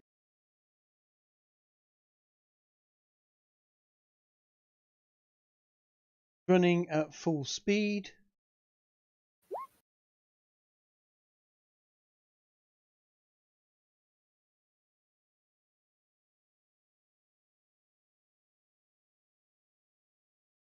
Those guys, they've only just gone around the corner, are now running back in, and they get there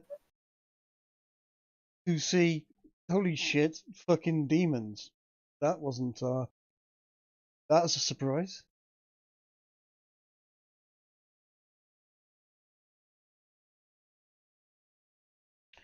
And then, Sadie, it's your turn. It's my turn. Let me just check my spell list.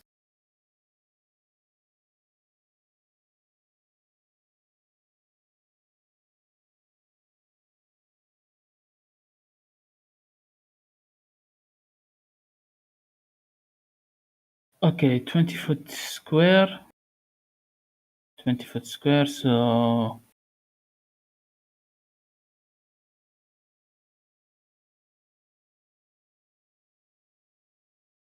I cast Entangle over here, like this. Okay.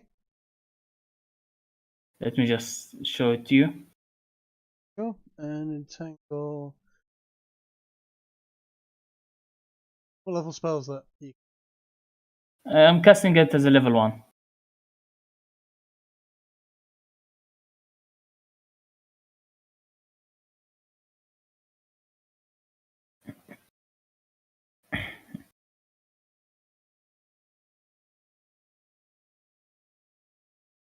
Okay. So they're all gonna have to beat a DC 16 to not be entangled and stuck in. Yes. Fair enough. Fair enough. Wise.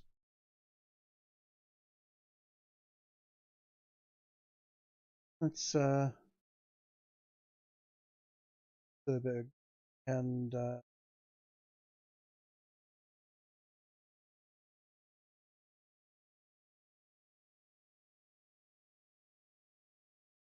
Groovy.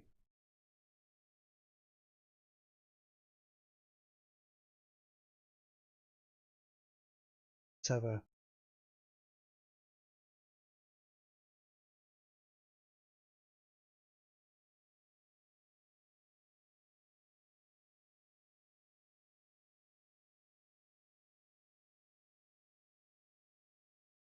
flip of a coin.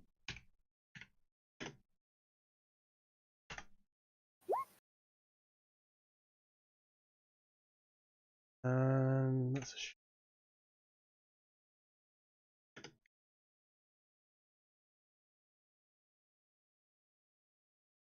you get another bunch of him.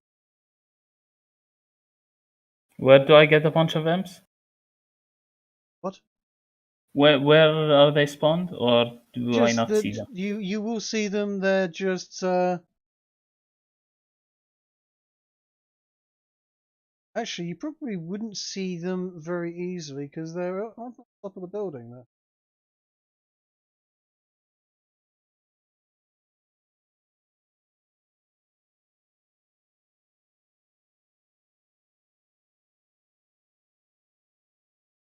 But it is Jenny's turn, and Jenny is going to assist Theo in getting the rest of the clothes off Guy. And looks up at you and goes, "Don't worry, I've got you covered," and grins.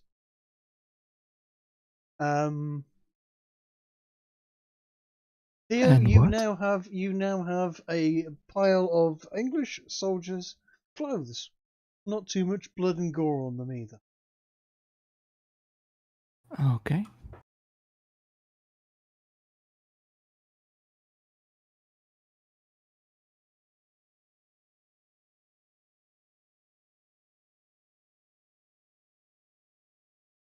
Okay, then I disengage and run away.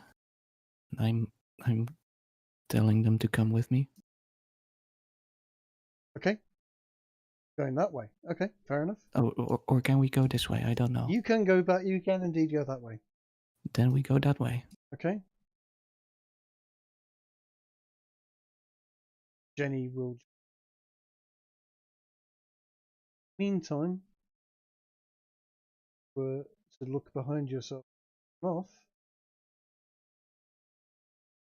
Bunch of monsters jumping from across the rooftop and landing on the ground, charging to soldiers, imps, charging in, pounding tangled soldiers, pounding them, and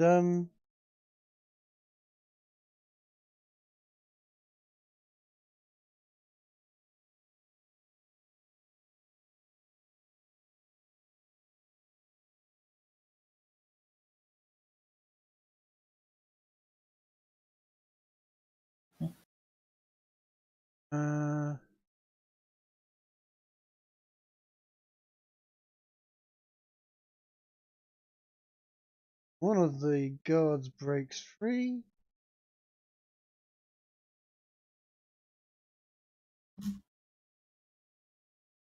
That officer is free.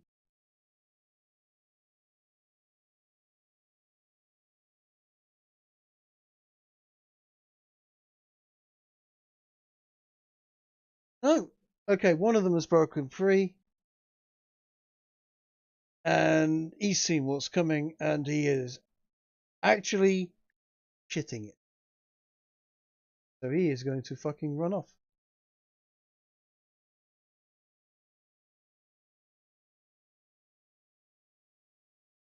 It is Jenny's turn, and Jenny is legging it with you, Theo.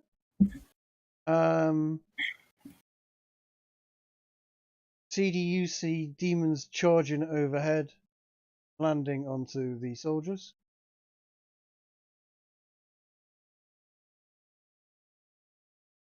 Imps Do I flying over and surrounding the soldiers. and starting to attack them. Ooh, let me see the carnage.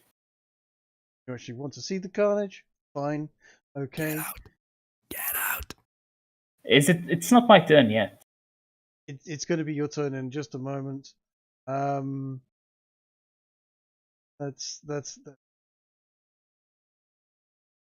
how many imps? 1, 2, 3, 4.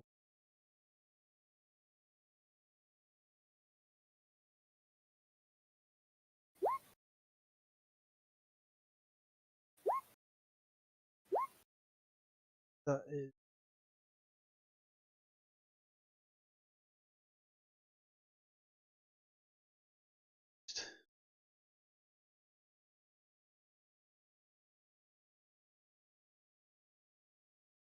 doesn't.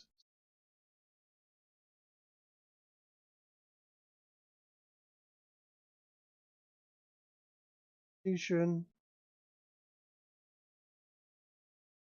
doesn't. No. Yes, he does because it's only going to be 11. So it takes Okay, never half mind. of that. So that's 11.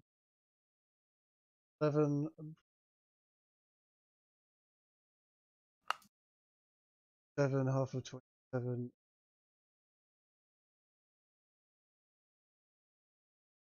7 is 5.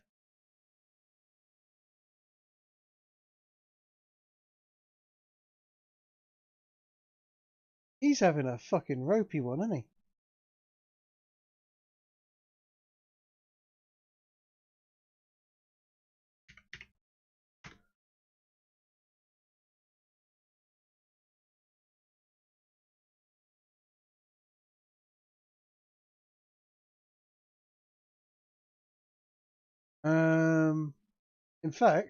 In fact, he's dead.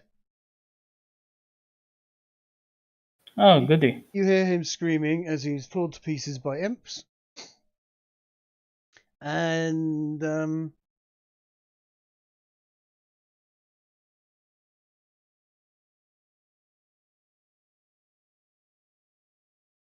Presumably, all this ruckus makes for quite an ample distraction. oh yeah, and bear in mind, these are not dead. These demons are now alive and roaming around in the town.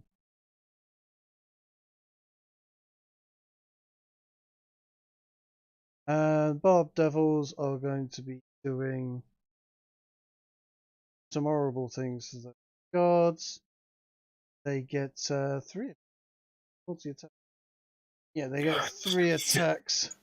So they're doing some claws, and a tail attack. None of those actually land, but the next one does some claws, and a tail attack. That one lands. That one lands. The first one actually lands as well, and then another one's doing a claw. That one lands. A claw. That one lands, and a tail attack. And that one lands. So basically, these soldiers are stuck in place. They are in a really, really ropey situation, and they are being attacked quite horrendously. The screaming, the shouting, the humanity. This one soldier here has gone from having 65 hit points to having see that's 12 minus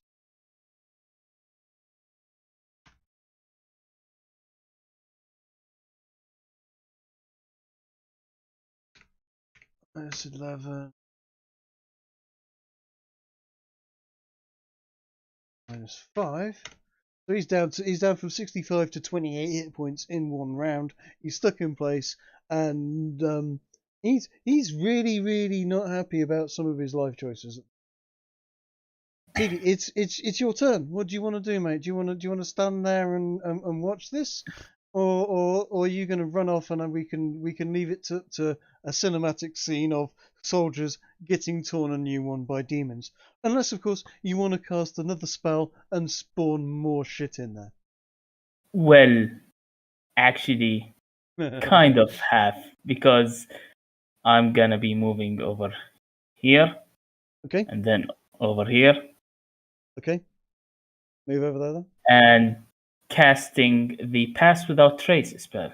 And the Pass Without Trace spell is a level 2 spell? 2. Yes.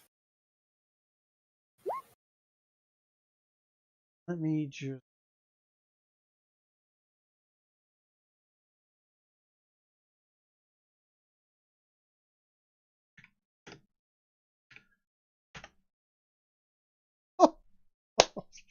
Oh fuck! this What's it gonna spawn now? Let's roll a d8.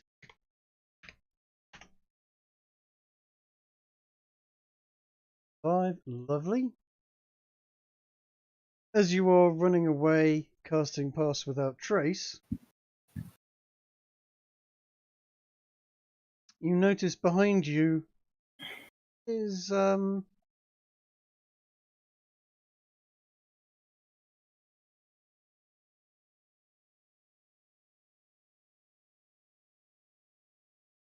something that you this is terrifying. Okay, what is it?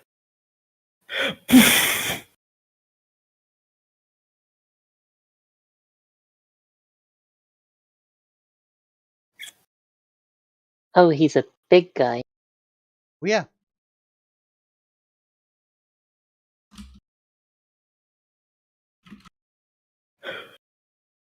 Holy shit! How many? Holy shit!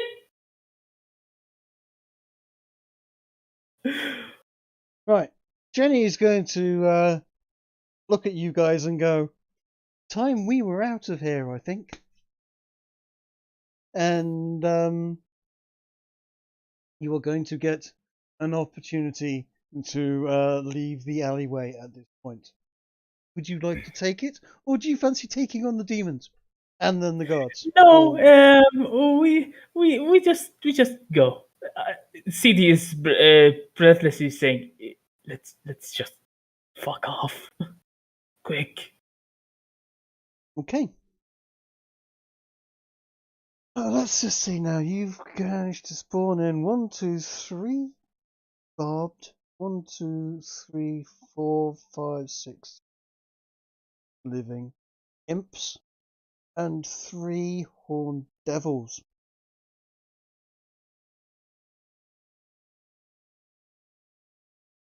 Congratulations, you have what I would call a fairly large diversion at the present moment.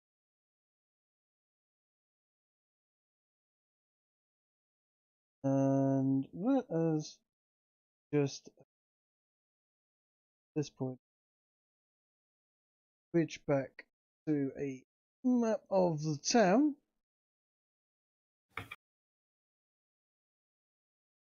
Where I will that.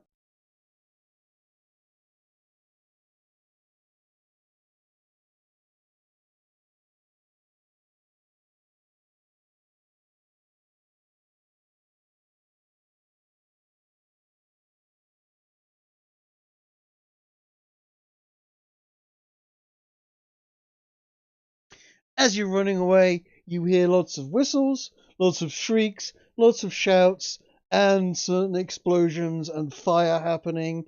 And yeah, you're rather glad you're not in on the receiving end of whatever the hell is happening there.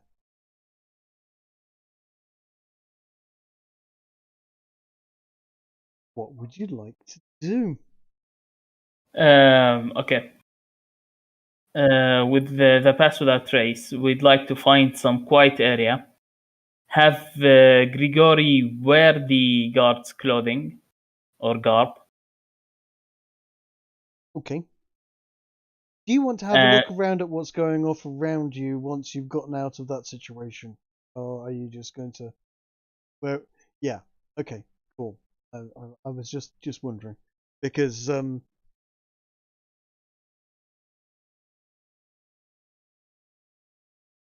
And You're going to notice that swarm, that giant forming up of soldiers that was down at the port. You'll get a notice that there are an awful lot of them running up to see what the hell's going off, and generally in your general direction, heading that towards you and towards the tavern and whatever was going off. wait. So where are they exactly? Are they here? That is where they were forming up, that pink sort of rectangle. So they're going this way, like this. They're heading up towards there and up towards. They're going to be heading up this general direction. A lot of soldiers. Okay, and we are over here, so we're safe. You're where Theo's marker is at the present moment. That is a green parkland area where you're currently on the other side of at the present moment. If you want to run for the cover of some buildings, perhaps between, up here or over here or by the bank or something. Could we hide in around this building over here? I can't believe you guys have done this. Poor homeless Steve. He just wanted to live in this hovel in peace. He was displaced by the military takeover of the town, and you can. I would suggest hiding in that particular building or around that building is going to be difficult. There are a lot of soldiers in that area. Being out of sight is going to be difficult. They're not going to recognise you for what's going off, and they're certainly at the present moment more interested in what's going off. But yeah, where you just marked up north there, that way definitely you can go. Okay, so we go there. Cool. Okay. And we don the armor. Yep. And I turn into a spider using my wild shape ability. Oh, okay. A small spider. A small spider. What level Yes. What level spell is that? What level spider is that? Yeah. That's. I think it's literally CR 0. Okay. It's challenge rating 0. Yes. Challenge rating. it is exactly the same ability that you use to turn into the giant killer spider, though, right? Yes, it's the same ability. So what level of ability is that roughly? That's my class ability. There is no level for that. Okay. I just am able to turn. When do you get that ability? Level do you have? At level 2. Okay.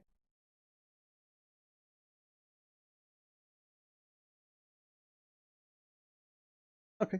As you do that, you will notice. You actually roll me a perception check. I'll roll your perception check. Perception. For fuck's sake! No, neither of you notice it. Cool, that's fine. Whatever. I become a spider and I hide in his pocket, casting Pass Without Trace. Don't worry, Chase. I didn't notice I was wearing a hat.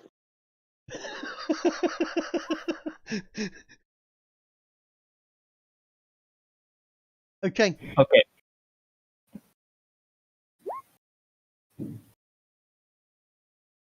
You, my friend, you literally have a plus 18 to stealth. You Right. cannot fail this.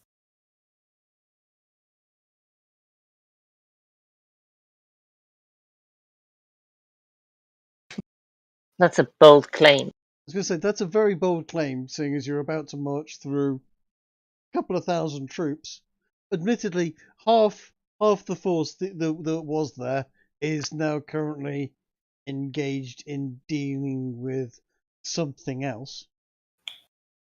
You can also always roll a 1 and decide that the military march for the British is goose step.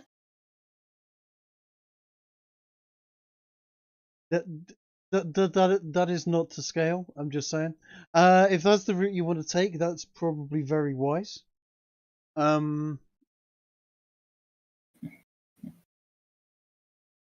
Let's have a look at. Let's have a think. That is.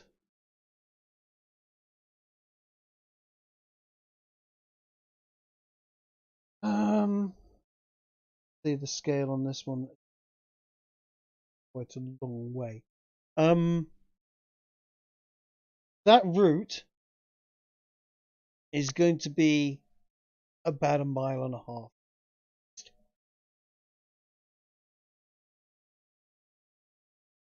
Mhm. That is going to take you at least 40 minutes. It's okay. I can just cast it again. Okay, yeah, sure.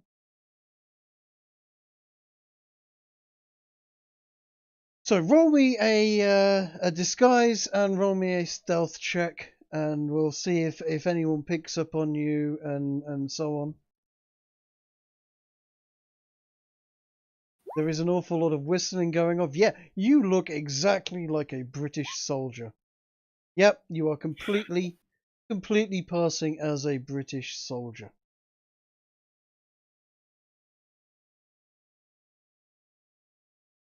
And you also have the accent.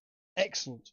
If anybody sees you, they will definitely think you are a British soldier, without a doubt.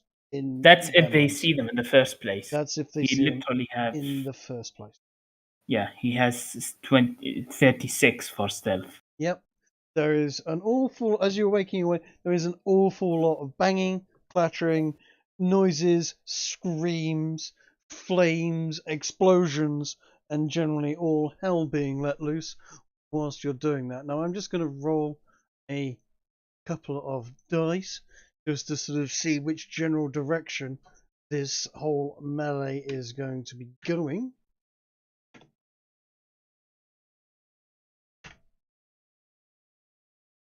Ah, that's interesting. Don't tell me the troops have won. No. What I'm working on is a system of, imagine you're in the center of a block of 9. So it starts at the top left, 1, top middle, 2, top right, 3, 4, 5, 6. Exactly. So an 8 means that this fight has moved to there.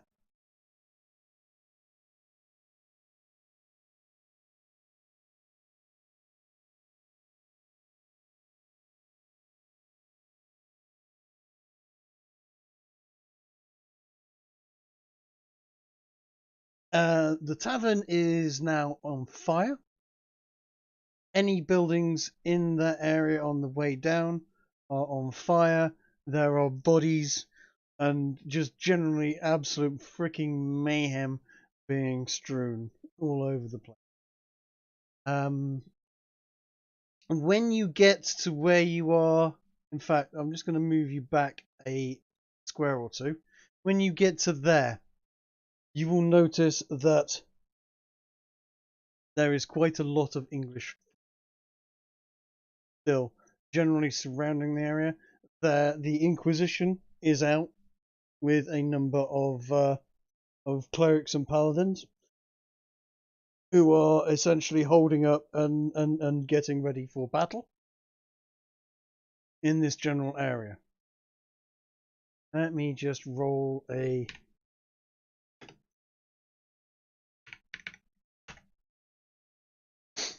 Okay. There are between you and the general stores 60 or so soldiers in that area. All on guard, carrying halberds and so on. Generally on guard, thinking that they're not sure what's going off. They know that there is an attack of some sort. They're hearing rumours of demons from hell itself.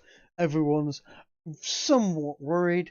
The Inquisition are running around and generally sort of forming up, trying to look important, and generally, you know, trying not to look like they're shitting them. All right.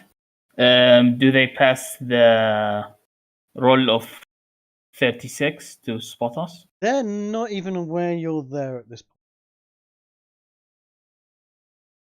So do we make it to the general store or no? Are you going? What are you going to? Are you actually going to walk past these soldiers, or are you going to try and sneak past them? What? I'm gonna try and sneak past them. Yes. You're going to try and sneak past them. Okay, because you're not going to be able to walk straight down the main road. Is what I'm saying. There's far too many people. You want to run past them to the general store. Is that what you're saying? You want to run past them? Okay. I think, Theo, I think it's better if we sneak past them because we're not going to be able to run past them. Sneak. Okay, he says sneak. Okay, sneak. I'm going to give you 3 routes, essentially. I'm going to say you're going to either be able to go round along down the side of the Inquisition's building.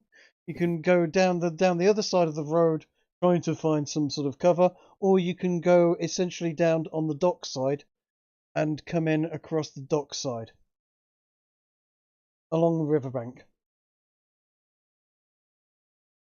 That's that route there.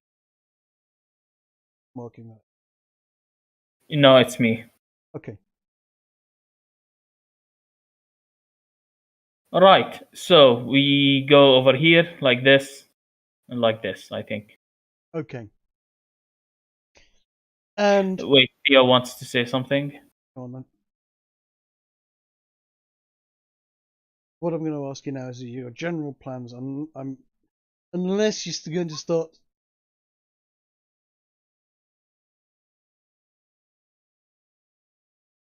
Okay. If you're questioned, you're going to basically say you're on your way to get some supplies. Fine, not a problem. What I'm going to do now is basically ask you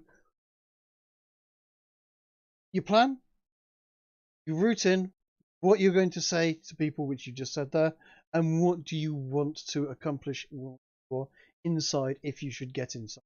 Are you just going for the bow? Are you going to try and take money?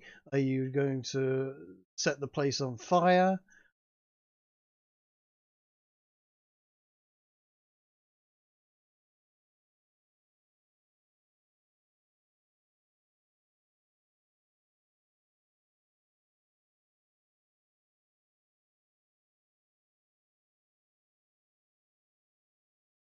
He's grabbing the bow as first priority. Bow is first priority. Okay.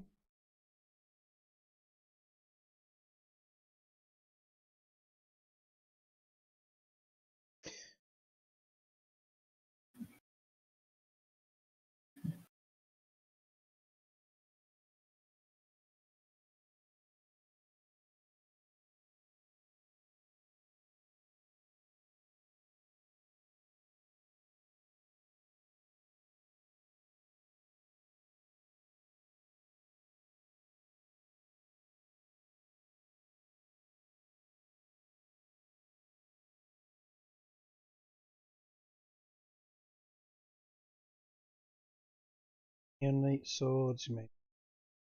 Okay. Whilst you're typing there, what I will say is there are 3 ships parked up alongside as you're making your way along the dockside. You'll see three large galleons. There's cannons on board. There's people loading things onto and off of the boats. 1 second. I'm going to roll another d4. And hey,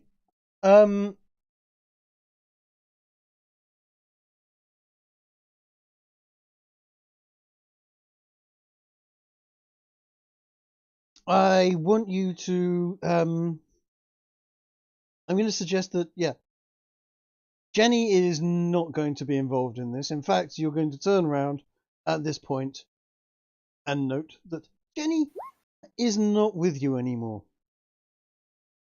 You're not quite sure where she's gone, but as you got near the Inquisition building, she stopped being near you. That's fine. We can do it without her. Yeah. Come on. I want you to roll D100 for me twice. Okay, let me roll that. I want you to beat the 2 scores that I got. Okay, Theo, you roll that. I'll try and roll the other one.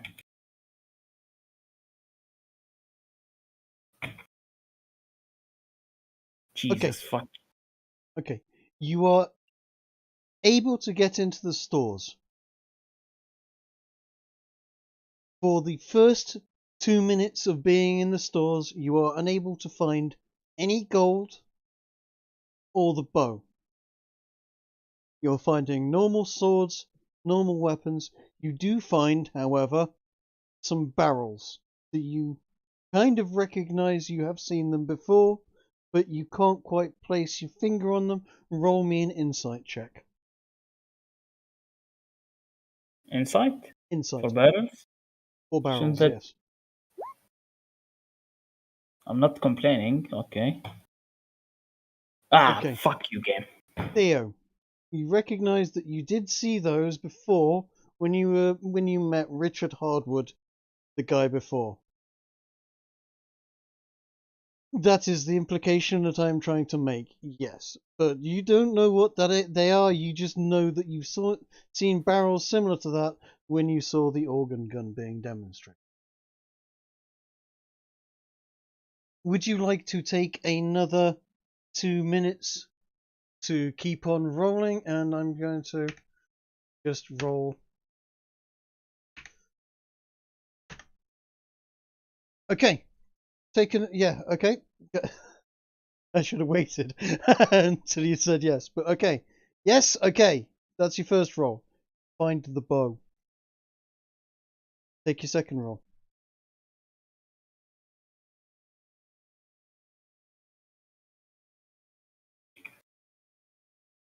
Alright. We beat them. Yeah, you did. You find a box. Inside that box is it's a chest, and you open that chest, and inside it is book after book after book of Marcus Spencer's gift vouchers. Each book is worth £100 to be redeemed at any Marcus Spencer's general stores. There is perhaps in there 40, maybe 50 books of these things. Piles of them.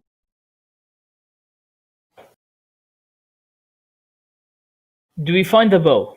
You have found the bow, yes. Okay, we take that as a priority. And are we going to even need those Marcus Spencer booklets?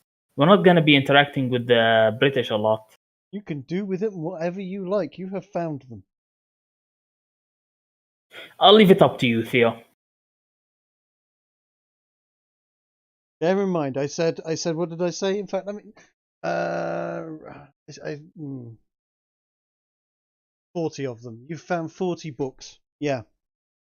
40 books, each of them worth £100 in gift voucher. That's £4,000. That is, bearing in mind, in those days, £300 was what a baron earned a year. You have found a king's ransom in gift vouchers. That's ridiculous. Well, if we ever meet with the British again, we can buy everything they have. Precisely. Is there a second story to the building? There is a second story to the building. Would you like to go up to the second story of the building? You've now been in the building 5 minutes. Theo, I think we need to hurry and get the fuck out of there. Like, this instant.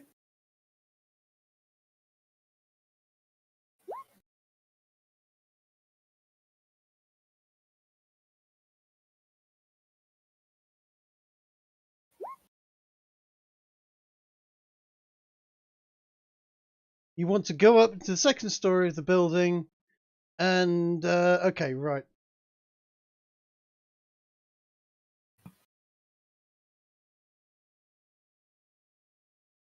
If there's nobody. If there's nobody. If it's empty. How will you know until you've gotten upstairs? I ask you that. Sneak up to upstairs. Just click on the sneak button and add a 10 for your sneak roll. Okay. You are upstairs. You notice that there is someone up there. There is the general himself and the general's staff and personal guard. There's perhaps 50 very, very well-armed guards, fully equipped. I think we're gonna leave immediately. Okay. Okay. First of all, when he's on the ground floor, I see out of his pocket that the coast is clear out of the ground floor. I jump out and turn into a human. Right. Bear in mind, give me a second. What I'm rolling now is a perception check.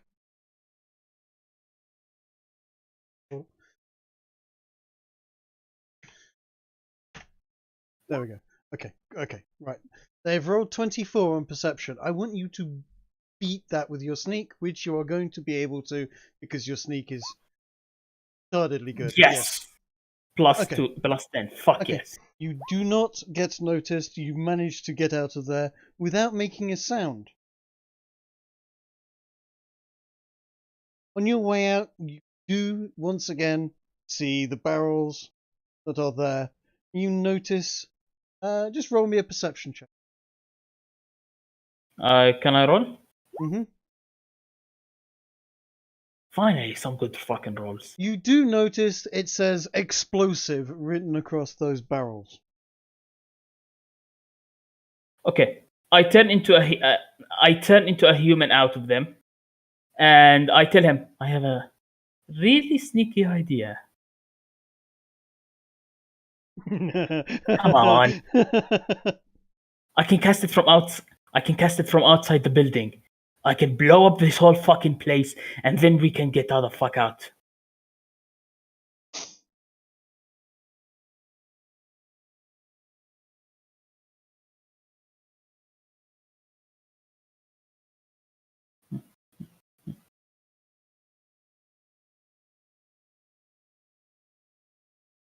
I mean, in for a penny, in for a pound, right? I heard that from them somewhere.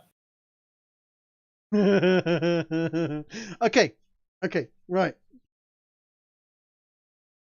Chase, you have to work out whether or not Theo's your boss, or whether you can do things for your own, make up your own mind. But Theo is definitely leaving, and he is heading out the way he came. And I'm going to say he's able to sneak back out onto the docks. Somehow you've managed to get in and out of a general army storeroom that is very, very well guarded. Following him. Mm-hmm.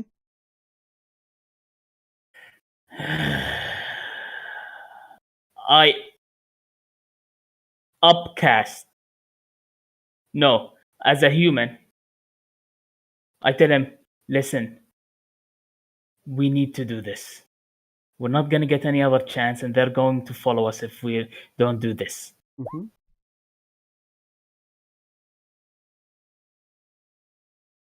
Can I roll persuasion to persuade him? Absolutely. Please be good. I don't have inspiration. Please be good. 19! I would say you're very persuasive. Look. If Theo isn't convinced, you are definitely convinced yourself that whatever it is you're planning is definitely the right idea. Look, they're gonna follow us if we don't do something. We might as well bloody their nose and bloody their nose well. Theo, you think this sounds like a great idea? I'm just saying. I can do it quickly as well. Like it's not going to take too long. Just a minute. Give me just a minute, and we'll be out of here quick.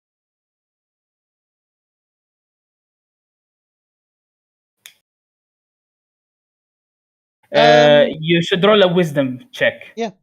Roll a saving check of wisdom or intelligence or whatever is highest.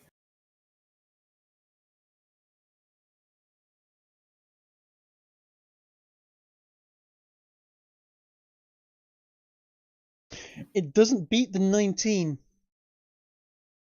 And you've already used Jenny's 7. All right.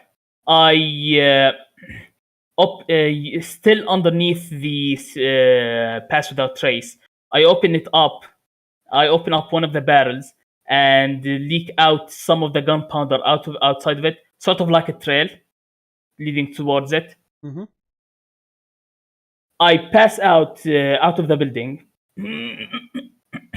Have you ever experienced gunpowder? Do you know how it works? Well, I have the movies to tell me, and it just tells me I that. mean, does your character does not know this. You know it's explosives.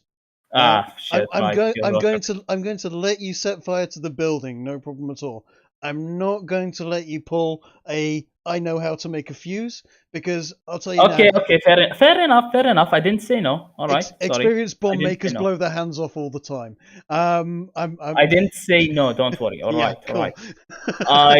Let me just check flaming sphere, how far away we can make it. Okay. At the maximum range that I can see the barrels from, 60 feet. Mm-hmm. Oh god, you're going to actually cast it straight on the barrels. Okay, yep. I upcast flaming sphere. Okay. A 5-foot diameter sphere of fire. When you say upcast, I add in an extra 1d6 for fire damage. So it's 3d6. Okay. And you're casting this, are you casting this on the building so the building's on fire? Or are you casting I'm casting it directly on the barrels. Yes. What spell level does that make that?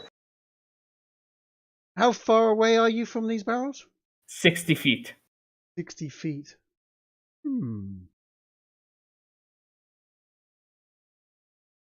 Theo is very wise in this. Right, 60 feet away. 60.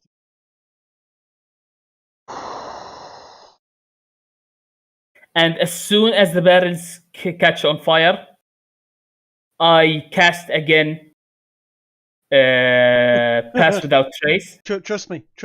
As soon as those barrels catch on fire, you've already done it. You've cast it. They are catching on fire. Yeah. Okay. As soon as they catch on fire, there is a colossal explosion. The general store's building is no longer there.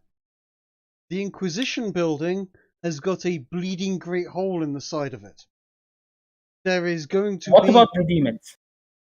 Oh, the demons are coming in a moment. Let me get there, because I'm going to roll... Sorry. 1, 2, 3, 4, 5, 6. Okay, so the demons are going to be arriving south of you. So the demons that are going to be appearing, and this is a... Yeah, what spell level does that upcast take it to, Chase? I've taken it to level 3. Yeah, okay. So you've cast a horned devil to the south of you. Let's roll. But he's dazed right now, isn't it? Pardon? He's dazed right now. Oh, he's dazed right now, yes. He is going to be 24 feet south of you. So, I'm going to put Is him... it considered cruel to the demons to summon them just so that they can get caught up in an explosion? And only one appears this time. No, he's not going to get caught up in the explosion. There's certainly going to be a big fucking explosion in front of him. 60 feet away. Hold on a second. Let me just work out whether or not you are going to take a significant damage, fire damage, or just be blown into small pieces by this. How many barrels of this has he just exploded? 20 barrels of gunpowder. Holy if the guy survives, he's on the other side of the river. Like he's about the distance of a tennis court away from this. Dude, I hope you have a flying squirrel form that you could transform into or something. Technically speaking, I could.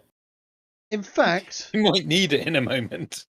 I am going to Would you like to take a short break while you calculate things I and would eat some ribs and peas? Yes, I would like to take a short break because I need to work out this because nimbly dodging out of something like this is a very large area of effect. I'm going to have to work out whether or not you guys are alive from this, and if you aren't, how we go from here. But we will see. We will see. Don't panic. Yes, I know you said you were running, and running from an explosion is the best move. Like I said, I'm going to have to work this out. So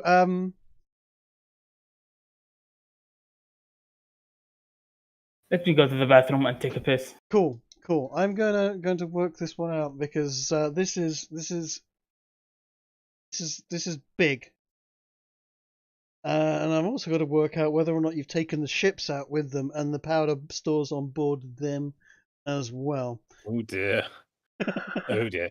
How far away is the store from the boats, Trig? Well, CD was 60 feet. Now 60 feet is what's 60 feet? 60 feet is 3 foot to a meter, so it's 20 meters. That's not very far away, I'm afraid. Dude. But Oh my god, this is gonna. Yeah, you've invented fireworks, CD. yeah. Well done.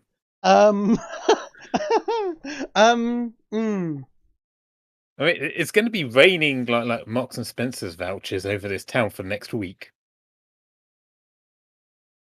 I'm sure they can pass it off as a promotional thing. No, they're all being incinerated. I'm just moderately amused by the fact, like in my headcanon, while this is all going off, Garrow and Grace are just like sitting very politely, sharing a cup of tea each. In fact, some expensive. Yeah, by all means, tell me what you guys have been doing. I'm just gonna eat some spare ribs whilst you're doing this, but this is a good time for you guys to fill in. Grace talking to Garrow and generally discussing her experience with God. More importantly, how much experience were those 50 gods with Mark Spencer? The stream, God, dude. We'll come to you guys in a minute. Your little scene has ended with a gigantic flash. That has engulfed both of you. The stream has done more damage to the city than Grace did when she called down the tornado. Yeah. Oh, significantly. I just need to work out a few details, and we'll get back to CD and Grigori's story in just a moment. But yes, Grace Garrow, you tell me. You have a discussion about God and religion. Yeah, so we have been mostly speaking religion. Grace has been trying to convince Garrow that killing the King of France is the only way to get home to his airships and evil squirrels. Yes, and Garrow's like, he's not fully on board on it because he wants to know what's the king done to deserve death.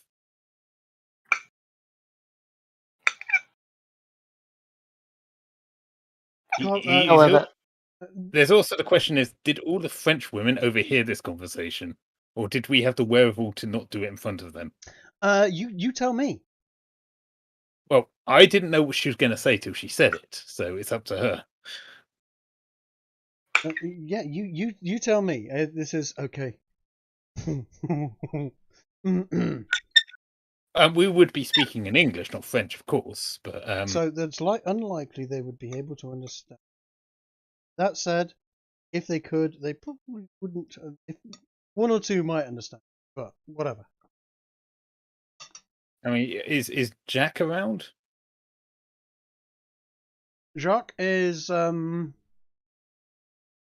basically looking out the window and observing the absolute fucking hellfire that is going off in the port area. You've got plenty of time. There's a whole. We've just there's been about an hour and a half of action that's just happened. So I'm assuming at first not much has happened. Then calamity, whistles being blown, fire explosions going off in the tavern, then more explosions, fire roaring, screaming, shrieking going off in the port, and then a colossal fucking explosion.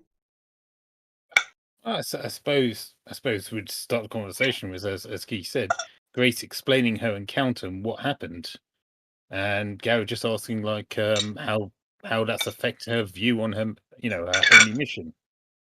I mean, I would say when I made ribs for Trig, I didn't just make ribs for Trig. I do have a big plate of ribs. Mhm. I can hear that.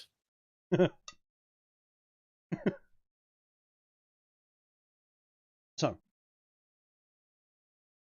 But yeah, I think generally we just two not very the most intelligent characters in the party discussing deep theology and ethics together.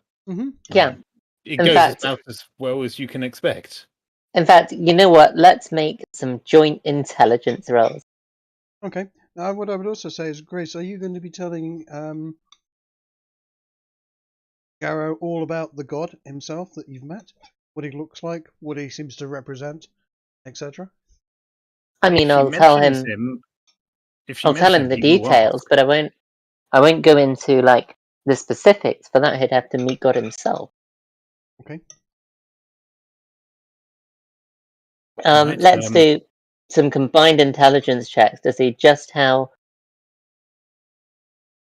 Oh, that wasn't intelligence, but It's fine. You rolled a 2, and I rolled a 4. We've had a very intelligent conversation.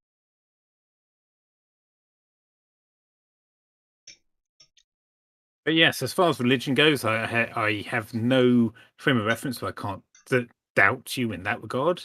And so, as far as my intelligence goes, I mean, I rolled a 16 on that. I don't know what that means. Did I come up with something amazingly profound for once? And what is it in relation to? What is? We're discussing, I suppose, theology and like Grace's new mission statement. I guess I would suggest that intelligence roll there, if you're talking about what the god was, what he wants, etc., that intelligence roll would have led you to realize that this is the god that has been mentioned in the books that Justin has been banging on about. And will Grace have been saying that she was woken up by Justin?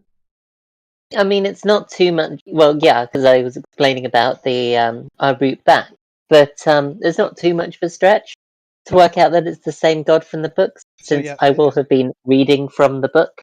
So you are going to realize with that intelligence save or intelligence test that you put it together that this is the one god that everyone's been talking about, and that he seems to be some sort of god of war and battle and so on. And does Grace? you'll have also put together that this armor that she's wearing seems to have been gifted to her by God or by Justin or somebody, if it's not mentioned beforehand. You are generally putting together the story fairly accurately and reasonably and understand it. Going off. Okay, does Grace explain like what sort of god this war god is? Like, is he just conquest at all costs? Is he defend yourself when you must? I would suggest that Grace, roll me an intelligence check. Mm-hmm.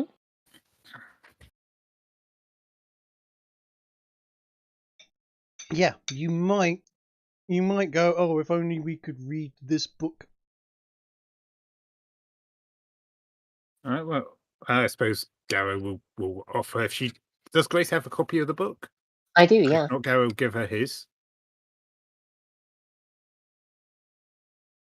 So, Theo and CD, the sneaky ones, have been off blowing up the city, and Garrow and Grace, the destructive ones, have been sat at home doing Bible study. And sipping tea, of course, out of expensive chinaware. It's all very, very civilized, of course. And I imagine when the explosion happens and like it shakes the entire city, like we just kind of like raise an eyebrow and say, "Yeah, that's probably them." Just go back to drinking the tea. Yep. I am going to. No correction needed. You got in there, Theo. You're a part of this. Yep.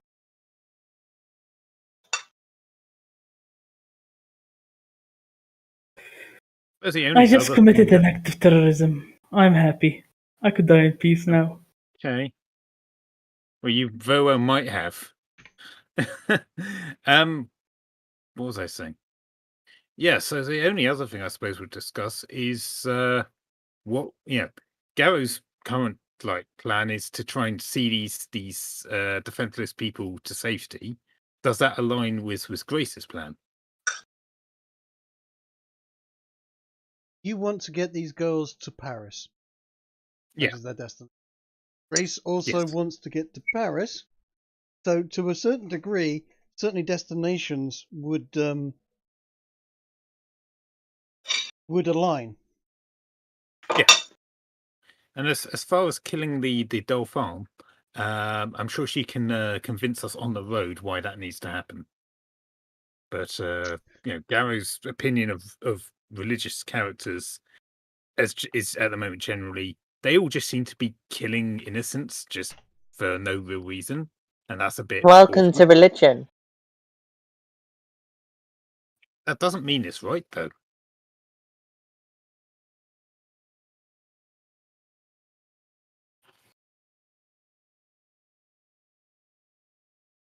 It may not be right, but it's righteous. I think I'm going to say then that Garrow doesn't agree with you, but doesn't know how to articulate his disagreement. So he just kind of grumbles a bit and says he doesn't really think that's how it should work.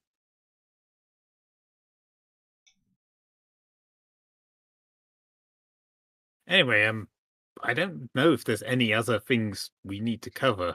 I mean, this could go on for ages if we do it in character. Yeah. So, it does. I have made a decision. How are the ribs? The ribs are delicious. Absolutely amazing. Actually, I'm really glad I these are. Okay. This explosion, even if it was just a basic explosion spell cast by a wizard, would have done about 47 damage to both characters. Because it radiates out. Yes, I'd like to know how you evade something that is exploding beyond you and all around you. He can only take half damage if he fails. He was running. Come on, you need to give it to him. Yes, I know, but this explosion, that roll that I did there, that is a basic. It's going to be more than that. What I'm going to say 20 times that. Yeah, what I'm going to say is essentially, you were engulfed in an explosion, and both of you are completely vaporized. Come on. Wait. Let me finish. Okay. At which point, yeah, that doesn't matter. You're vaporized. You've been eviscerated. You've been exploded. Bits of wood and all sorts of stuff have flown across and hit you. You have both died. However, fortunately for you, this game came with 2 lifelines. Grace used one of them last episode, and you have used your other lifeline. 20 minutes after all of this has happened, you will wake up at Jacques with Jenny standing over you.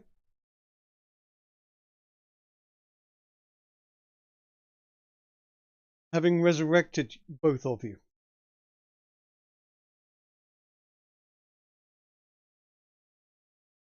You will have had a very, very freaky dream.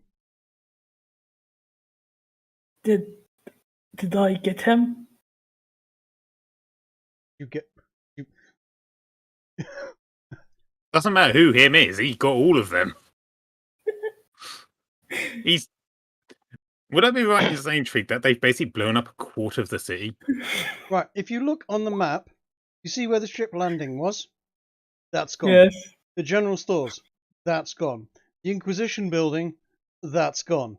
The fireball that hit that place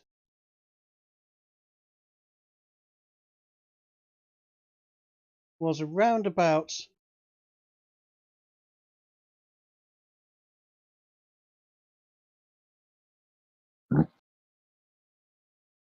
that size. Everything there is pretty much cratered and on fire. It is gone. General Marcus Spencer, gone. The Inquisition building, gone. All the soldiers outside it, gone. Slavers building collapsed in on them. WEF in Brest has been destroyed. Yeah, thank you. You don't know this because you've woken up back at Jacques. I did my duty as a Muslim. Yes. I'm proud of that. Yes, congratulations. You have exploded a military base, Chase. Allahu Akbar! Exactly. I mean, Chase, I think you've basically killed the highest number as a single player, single character that will ever happen in this universe, or multiverse even. Oh yeah. Like, how many Marines would you like? Yes, were on those boats, Drake. Look, all I'm saying is if we were running EXP, I would be level what now? 13. If this was I just think purely, you don't get any XP if you die doing it. this is purely XP, and you kind of do, you don't. Well, as you noticed, I'm running a slightly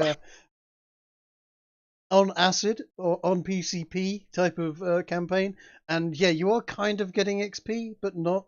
It is group. The group will level up, but yeah, you've bought yourself a big old chunk on the way up to your next level already from that one. If the whole party had been there, I might have been tempted to give you an extra level up for that. But Yeah, damn. Jenny is somewhat amazed at you, and I said, "Well, that was more than I expected. I don't think you guys need to should be sticking around for much longer though, because oh my god, I'm kind of lost for words. But you both get the feeling that you haven't just been dragged unconscious from this. You are both basically at 1 hit point each, though. You are in a bad way, but and she's going to try and convince you that she dragged you from the situation unconscious. But the simple fact is, you have both died. And Jenny's going to say, "Look, I need a favor of you. I need you to go and see the king. Do me this favor. I've done you a big favor. I need you to go and see the king and talk to him. He might have a job for you. But I need you to help out front." Starts out by helping these girls get out of here. Your insight there is you're extremely grateful for what has happened. As much as you as much as you should know more than this, Theo, you are completely I mean you're kind of besotted by Jenny, even though you pretty much suspect she's some sort of demon at this point, but for some reason you can't help but have kind of warm, squishy, tingly feelings about her, even if she does take the piss out of you a lot. Must be that French accent. Yeah. The Irish French accent. And she's going to ask you to go and see the king.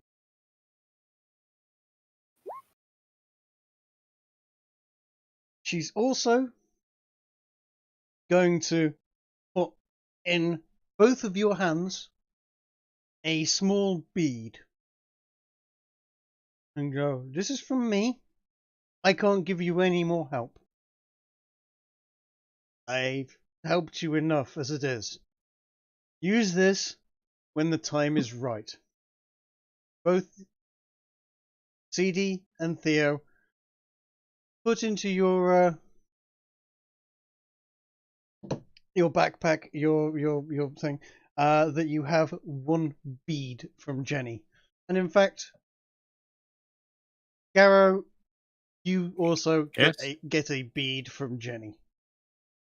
Well, it just appears in my hand randomly. No. You're all over there at Jacques. Whilst you've been talking, Jenny's appeared, dragging the two bodies behind her, and dragged them in, and just sort of gone, "Look, I need you guys to do a favour. Go and see the King of France." Now, she can help you no more. She's a bit put off, I will be perfectly honest, the sight of Grace. Well, the moment she says that, Garrett's going to say, "What a coincidence! Grace was just telling us how she needs to kill the king."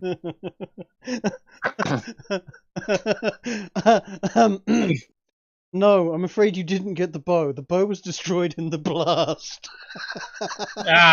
Fuck. There is no box either.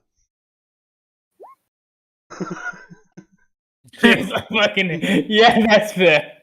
Look, I'll give you all of my money. All right, I'm sorry. Look, Someone needs to play Linkin Park right now. Be glad I didn't strip you completely fucking naked and put new fresh armor and equipment on you and tell you to throw away your entire inventory. I was thinking about it, but no. The bow unfortunately was quite brittle, and during the explosion, it was shattered into many pieces.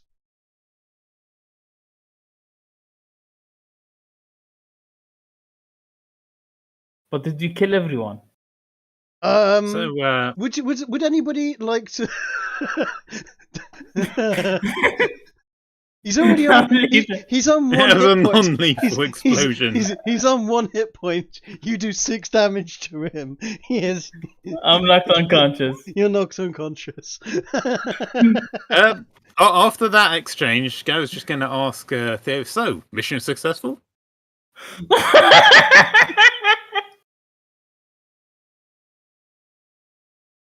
It certainly looks impressive. Well, so what is Jenny's response to Garrow pointing out that Grace has told him that she needs to kill the king? Jenny is not going to say anything. She's going to look at Grace and have a knowing look in her eye. And as she said, "I can't help you anymore. Do what you must do. But we will see if our paths cross again." And turns around to Jacques, whispers something to Jacques, and then she disappears down into the hatchway where the girls are, and leaves. By the way, whilst you two, whilst Garrow and Grace were discussing religion at Jacques, you did notice a very attractive girl came in and whispered something to Jacques, and Jacques ushered her downstairs with the rest of them.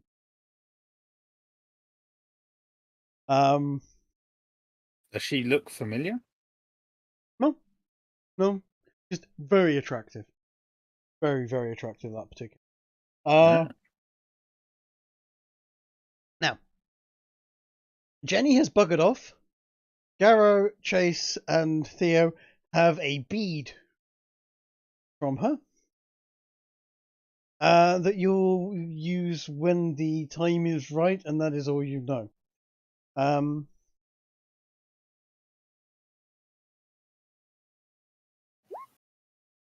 Can you smell the bead? You can indeed smell the bead. It smells like I don't know. bard's hand. Theo, you do have a bead of knowledge that should help you with any info that you want.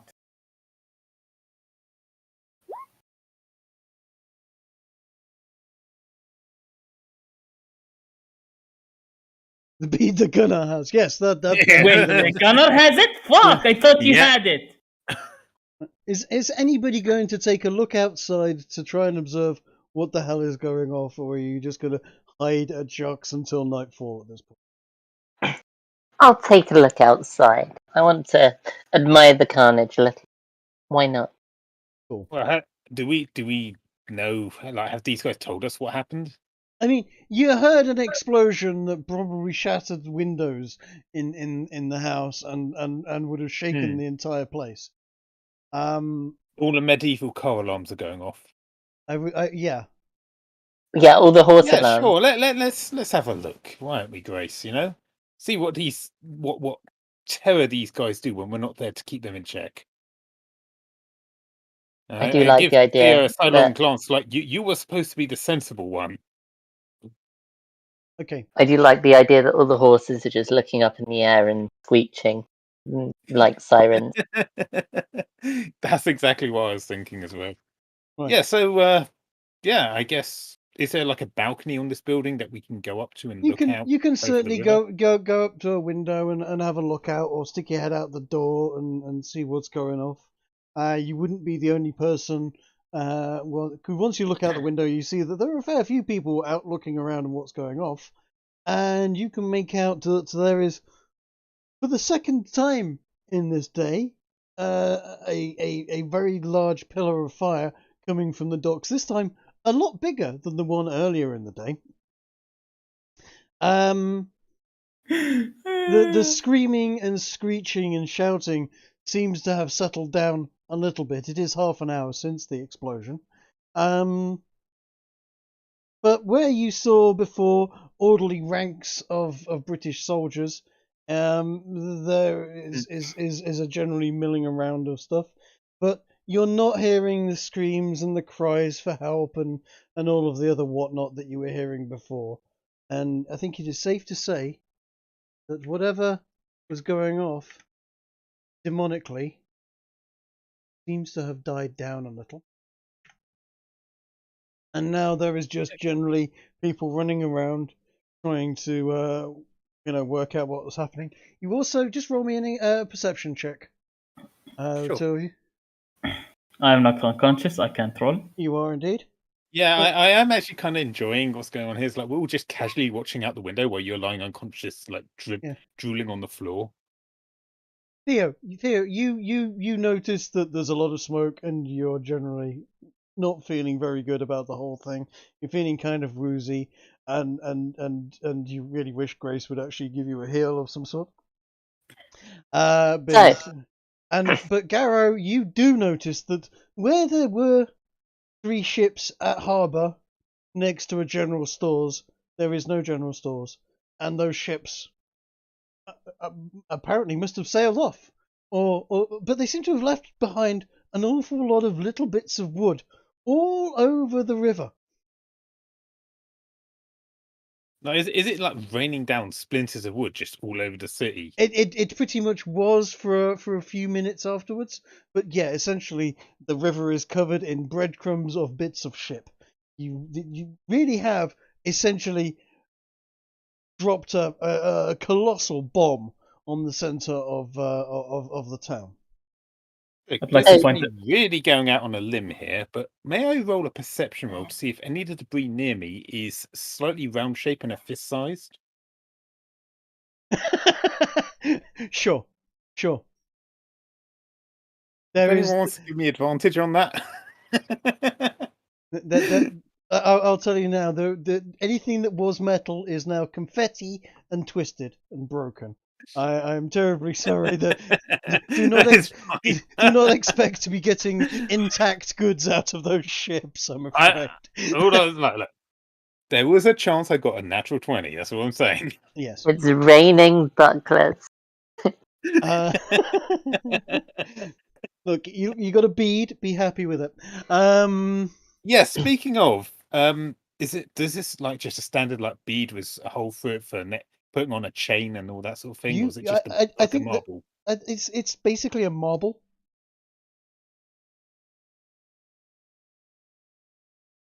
Okay. Wait a second. Let me.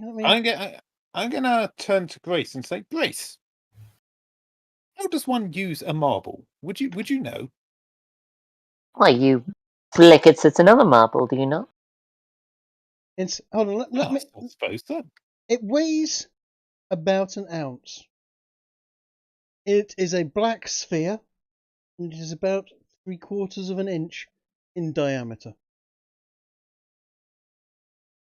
I'm going to take the one from the unconscious CD, and I'm going to flick my one at his one and see if anything happens when they collide. Oh, Jesus fucking Christ! Are you sure? Yeah, well, No, I wasn't going to work out what it's please. supposed to do. Seeing that you're going near CD, the Tatooine reacts violently against you, like Are you sure you want to get your rat to attack Garrow? Are you? Right, okay. No, he's being warning defensive. you Come there. on.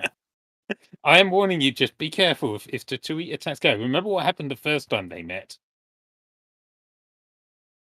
Right. Okay. First of all, He's right. Sort this out. I want to A, know if people are being healed, and B, I want to know if you're actually creating an impact with this bead that I've given you. Yes, I would like to if no one prevents me, because I asked Grace and you know she seems to know things in the matters of holy and unholy, Well, and that was her suggestion. well, I Marat wish, is basically while this growling was going against on, you, seeing you come close to CD. while this was going You're on, gonna need to calm and it down. CD One at a was time. unconscious, I wanted to have a chat with Grigori. I wanted to ask Grigori about his fantastic acts of heroics, and to detail to me how he managed to take out half the city.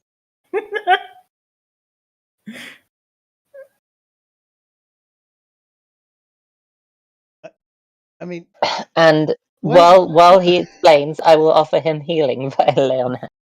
Okay. I will delay my experimentation to hear this story as well. So Okay. I'm just holding the two marbles. Okay.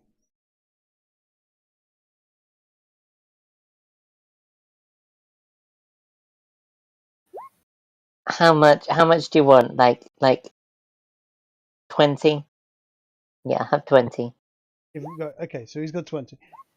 Can I? So CD's just unconscious still. Yeah, he's all tapped out. My rat is basically growling when you come near him. You're gonna have to roll animal handling to calm him the fuck down. Sure. What's that? That's this one.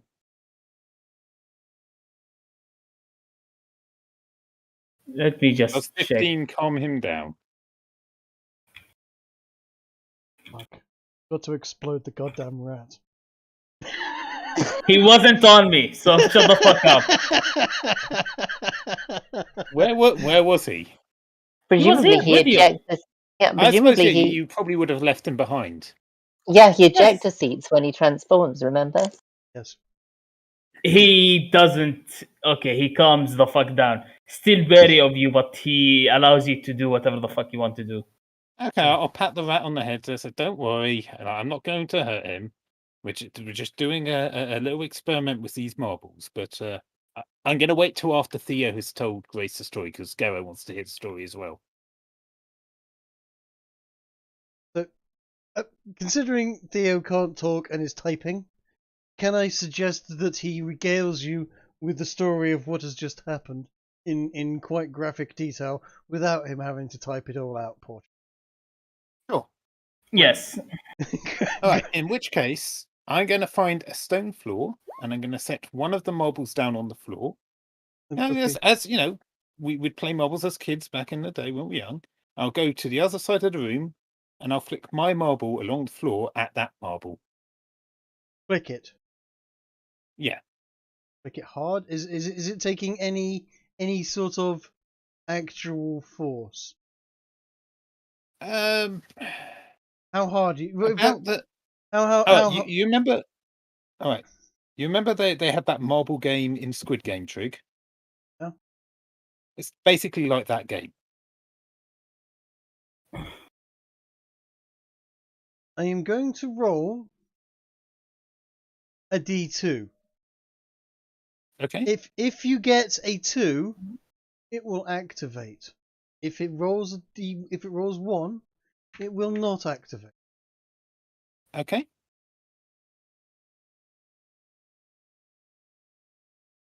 I mean, really, Jenny should have explained better than giving a cryptic. You'll know what to do. It doesn't activate.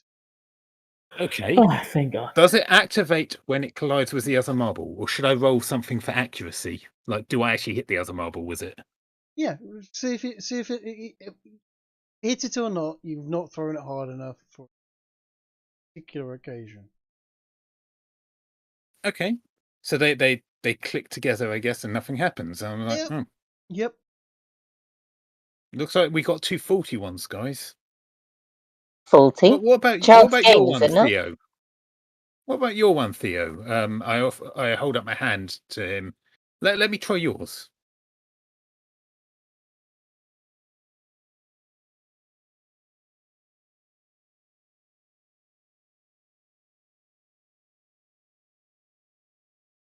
You've given Garrow a thing, Trig.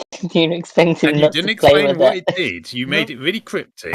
I know. You know, I told you to use it when the time was right. The time is not Yeah, right well- right now. Garrow doesn't know that. Garrow doesn't know what it's supposed to do. So how can he work out what the time is right? He's experimenting to find out what it does.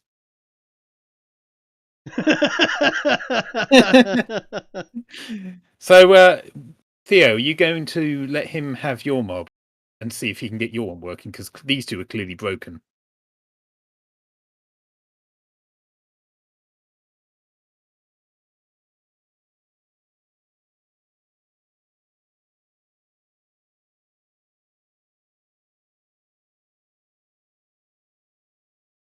Do you enjoy Meanwhile, is anyone going to resurrect the now twice deceased CD, or could leave him there lying in the mess? Everything in time, you know, we've got to deal with the more important things first. Yeah, I mean, I'm sure he'll succeed all 3 of his death saving throws without No, us He's only intervening. unconscious. He He's only shouldn't need to unconscious. roll death saving. I'm not going to do that to him.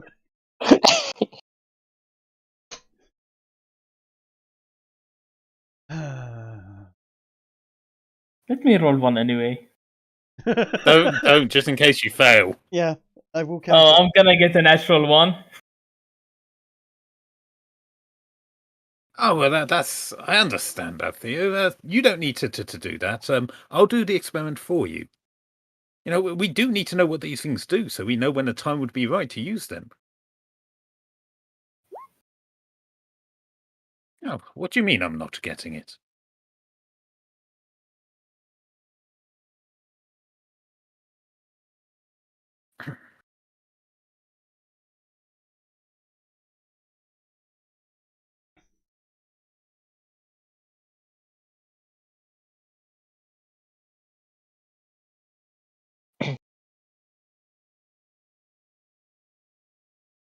Darrow just rolls eyes and much stuff about never understanding these elven women, and he was like, "Fine, we'll talk about it after you've had some time to recover." Yes. Could He's be going to like, pocket. He's going to pocket both the beads for now and go and look at CD and see if he can He's going to lightly slap him on the cheeks just to try and wake him up. Can I I make will a emphasize suggestion? extremely non-lethal. Can I make a suggestion? Yes. It is Yes. now around about 3 in the afternoon. I have enough time at this point to take a long rest before getting on the boat and buggering off. Or you can dick about in the cellar or at Jacques' shop and get on the boat to head out.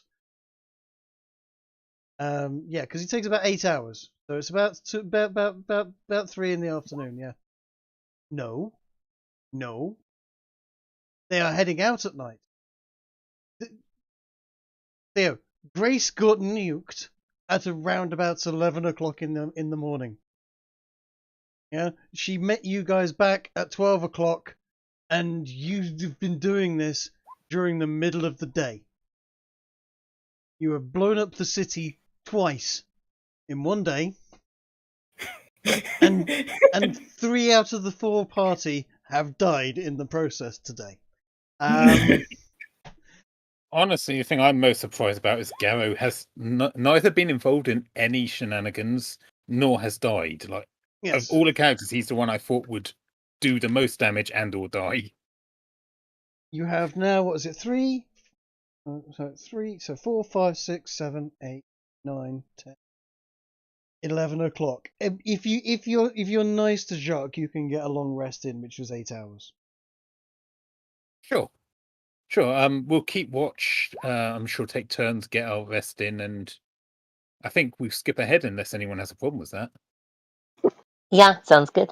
Great. So that way I can put you all back up to full health, etc., and you're all in relatively good shape. As Sounds good to CD me. wakes up from his long fucking nap, Great. Jacques, he just When Jacques wakes you all up and bundles you downstairs and says, "Come, you have to go now." Yeah. You either go now with on the boats, or you get out and you make your own way. I can't leave you in my shop alone. I have got to go, and you come this way or go at the front door. Which way do you Of want to go? course. You're going to follow him. To Paris. To Paris, indeed. So, you'll make your way down through the cellar. The cellar leads into a series of catacombs and into the sewers, where you will find 3 small boats, each of which is roughly capable, at most, of cramming about 10 people onto each. There's a couple of oars. These are small boats, they're not going to go far. There's no real place for any stores, but they're enough to get you up the river and out of the town. The night is dark, and as you leave out of the sewers, you look down and you can still see where the general stores were fire. But it's smoky down there, but there is fire. There are still people running around, buildings are still on fire, and the town is still this in is not just any fire, this is It's an a M&S fire. That's a Marks and Spencer's fire, yes, exactly. If, I really hope we don't get caught on these boats. I do not want to go to Rwanda.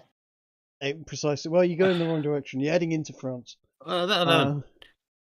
Grace, you're wrong about that. If we get caught in France, we'd be sent to the UK. Yeah. And then you'll be sent to Rwanda. Yeah. Right, I'm going to suggest that, Theo, are you going to assist everybody in general sort of stealthy behaviour and so on? I cast. You cast? What do you Okay, cast no, on? never mind. I'm not gonna cast anything. I've done enough already. I fucked everyone enough already. I'm not gonna do anything else. Okay. I get the feeling Grigori is just done with everyone else in the party. Excuse me, if anyone should be done with anyone in the party, I think it should be Garrow. Garrow's feeling left out. He hasn't been killed and blown No, up he today. literally turns his back on you guys for like one moment, and you explode a town. But Twice. I get it with the paladin and maybe it was the druid, but you, Grigori, like kind of like you were supposed to be the sensible one here.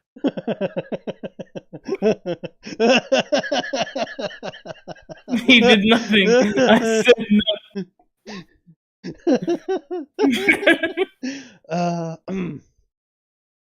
Like, all I'm saying is like I've been all over this town and nowhere I went got exploded. Whether or not you gave consent, that's what happened. And now you've got to deal with the consequences. I asked for my beat back from Garo. After Do Tatooine you know tells that me. Garo has it? Tatooine tells me. Yeah, sure. You can have it back. Hey, Garo thanks. just warn you though. He thinks yours is faulty. I'm sure we'll figure it out when it comes to it. Yeah. Okay. Yep. It takes you about 2 hours, paddling very, very slowly and quietly the river, sticking to wherever it is darkest on the river, not getting out into the middle where lights might cast a silhouette. You make your way up along the banks and out. Great. During that time, would I have time to do something? As long as it is extremely quiet and involves rowing, yes, you can do that. But if it involves anything else, what is it would you be wanting to do? Is it talk? Is it No, raise your voice? no, not talk. What is it you No, want to wood do? carving. No, you're rowing, dude. You have a paddle. Okay. You're paddling very quietly and making your way up the river. I shall spend my time desperately attempting to dissuade myself from lighting a torch and travelling down in blazing glory.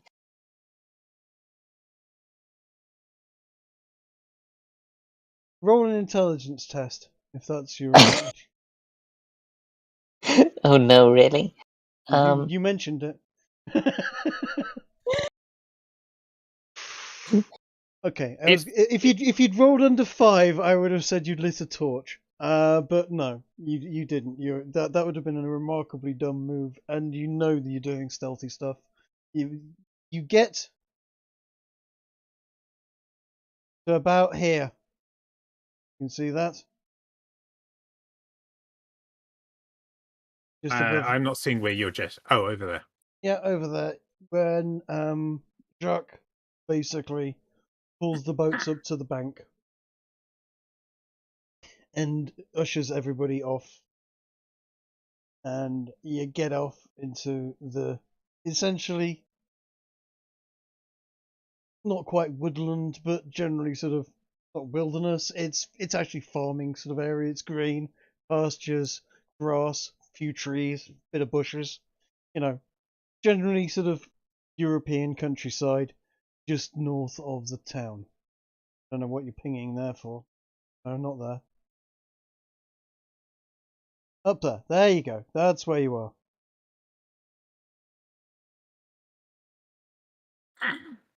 Great. So I guess we disembark and we thank Jock for assisting us.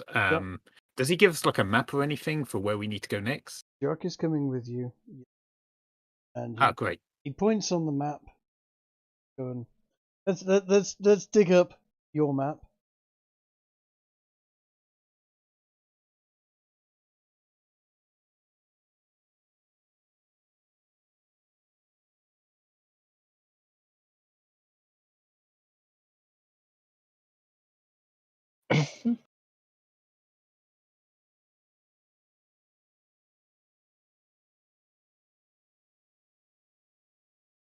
Well, I think we can quite happily say that Brest has gone tits up. Brest has gone tits up. You've basically you've burnt down us. You've burnt down Brest. And now we're off to where? Well, now you are off to a location. He's just going to grab the map and with a small torch. Is it the chance the one saying Pissay on it? Oh, far too far. He's going to mark out a little spot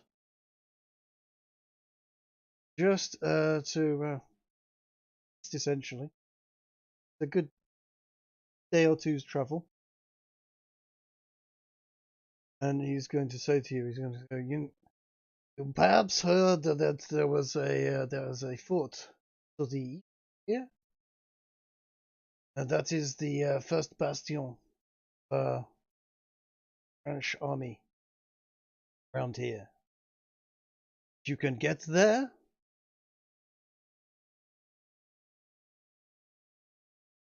marked it up there.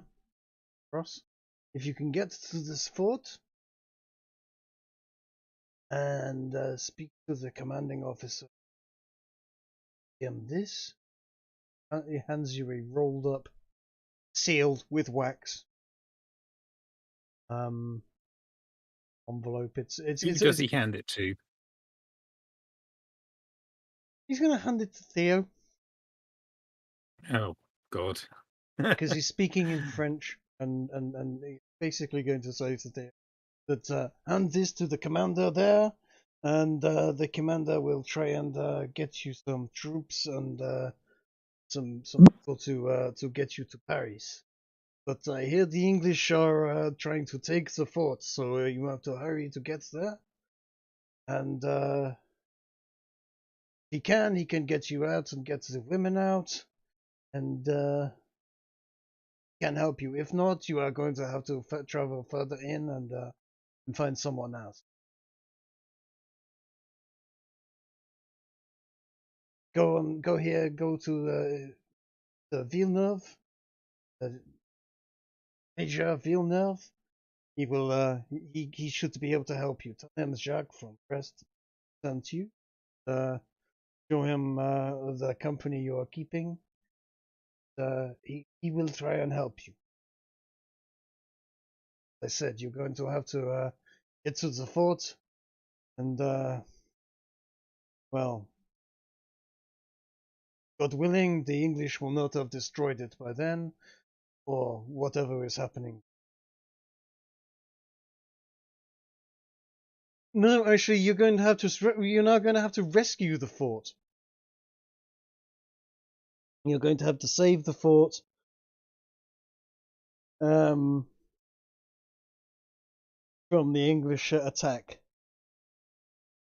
And he and a couple of his men are going to get back into the boats and head off.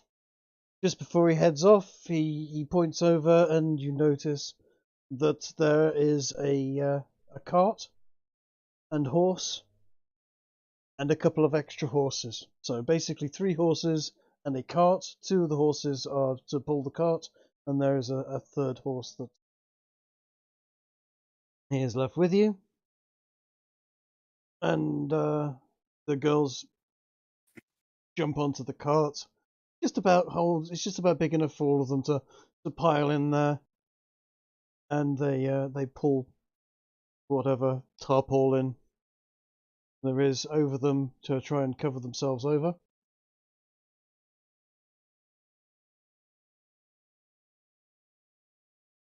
What do you want to do? Do you want to head for the fort now? Of course. Yes, we better. I will comment to Theo. Look, don't blow up this one like the last one we're at, okay?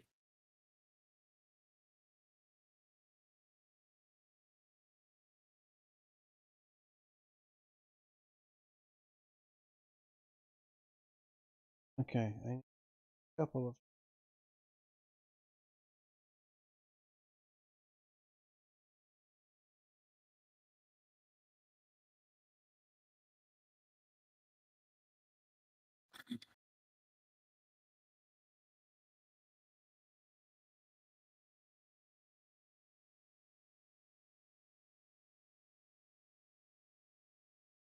Hey, Kiki, how do you resummon your horse, just out of curiosity? You know what? I should probably just resummon my horse while we're on the way. Thank you for reminding. Is it a ritual thing, or can you just do it? It's a 10-minute spell.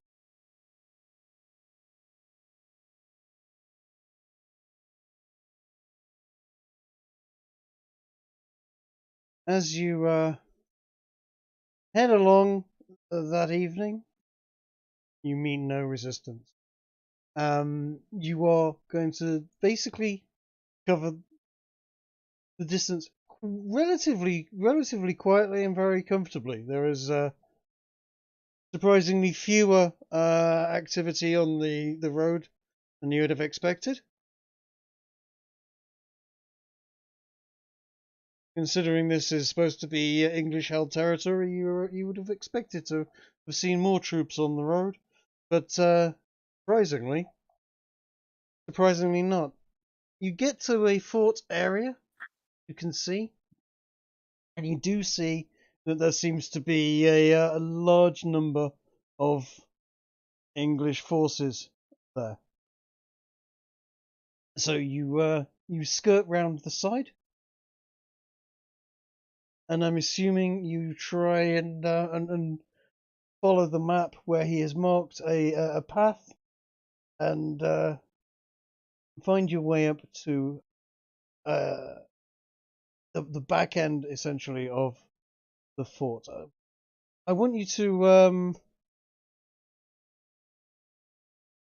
not really How long does this journey take, Trig? This journey is going to be about a day and a half. You're going to be travelling much faster Right. than the British forces, what's left of them, will be travelling. And you're taking I a would different like route. during this time, Trig, Mm-hmm. take a branch, just any old branch I find, and I want to use my wood carving skills to fashion it into a crude club, and then I want to carve out a small hole that I can affix my marble into at the end of. Okay. Yeah, no problem at all. Let's see if there's an appropriate one. Roll me stealth if you can, or trying to think what might be an appropriate way of getting you to the fort. Yes, exactly. Theo is the only person that can translate for the French.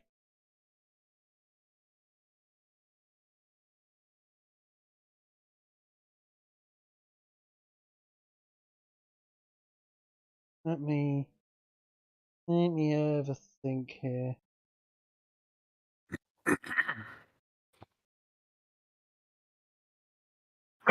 Roll.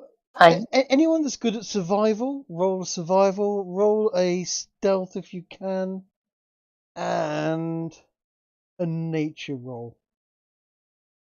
I'm assuming on the All way three of I'm them, able or to just one of? resummon my horse. Yes, you were able That's to resummon. bullshit. Okay, well I'm okay. So Garrow, I rolled a 21 in survival, natural 20 in nature, and a 15 in stealth. it's a good job you've got Garrow with you and Kiki with you, is all I'm saying. Okay, you will somehow manage to avoid English patrols. Somehow they seem to be at much lighter strength than they were expecting to be on, and as a result, have had to reduce the amount of troops they are going to be putting on patrol.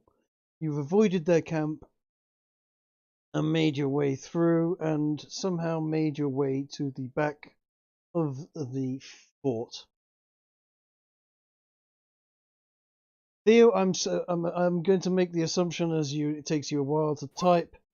You're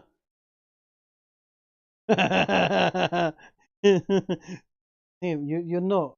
Think about it this way. You're helping an assassin find their way to kill the King of France. Certain sacrifices have to be made to assist that. There you go. There's your framework for working with this. Jenny has asked you to go and see the king and ask and tell him you were sent by her and that he has a favour to ask. But remember, Grace also wants to kill him. Also, remember that Garrow mentioned this in front of Jenny, and she didn't seem perturbed about it. You were there when that happened. Mm-hmm.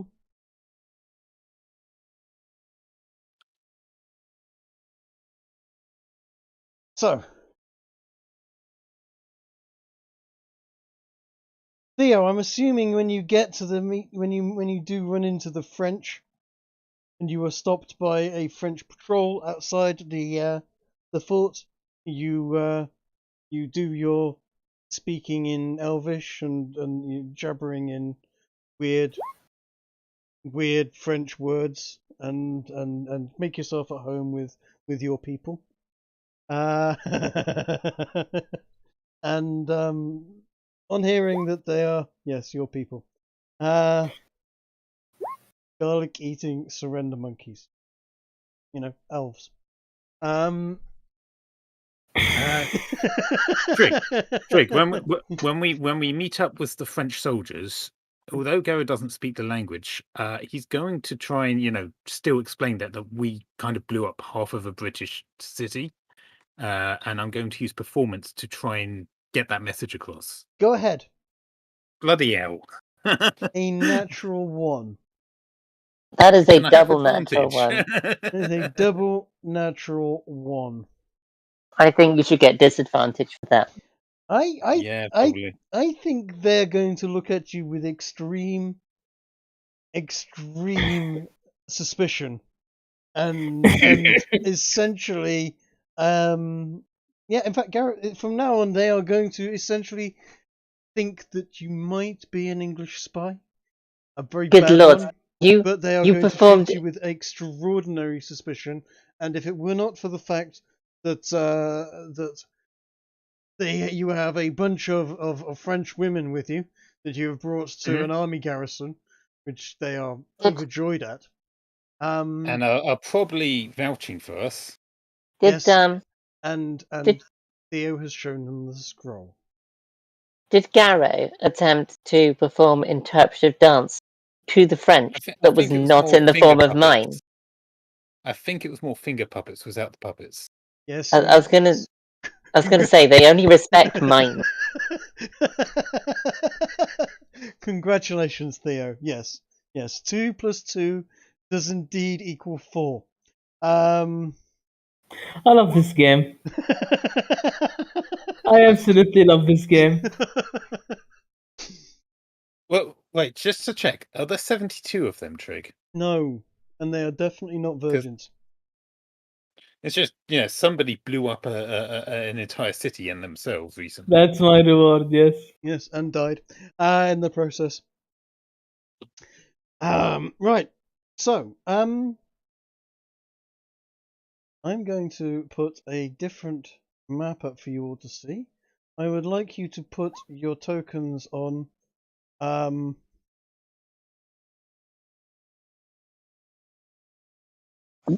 might take a while to load this one up, and there is an awful lot of it that is hidden. You'll probably find if you scroll to the far right, and you might want to scroll out, you might want to zoom out a bit, because this is a big map. Big map. Oh, bloody hell. What side are we supposed to start on, Trig? Right-hand side. Bottom right. Right-hand side. Bottom right, yeah. All right, so those who are putting their stuff on the top left, nope.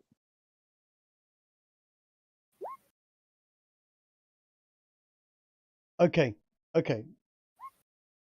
You won't be able to see anything unless you scroll all the way to the right and down to the bottom. This is a very big map, and you can only see a very small part of the fort. But if you're starting at the top left, let's just say the British Army is going to be overjoyed to see you. Oh dear. Theo can't load this map. No, I suspected that was the. Okay, I'll tell you what. In that case, I'm going to, for the time being, because what I'm going to do is essentially it's for the last half an hour, leave you with an idea of the map and a conversation with Mr. Villeneuve. Trigger's streaming. Yeah. Wait, Trig, could you spell the name of this guy, or write it out? Villeneuve. Villeneerde, I think it is. Ninth Village.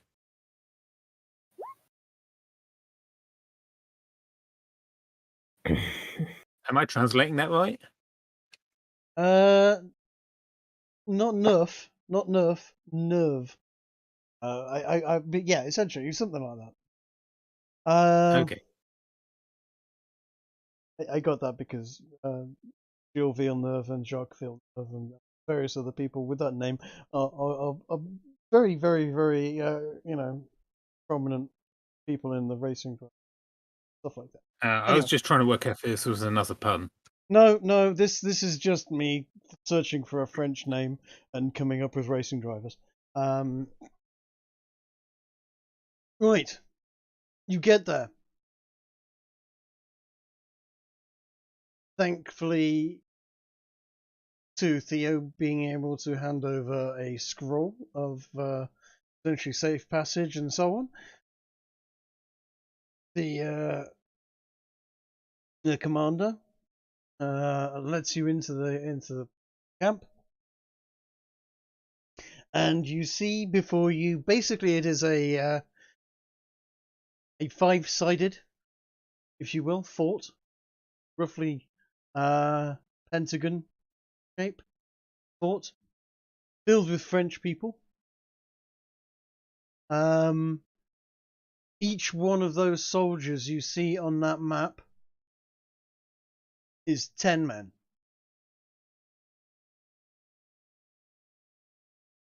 Damn, that's a lot of people.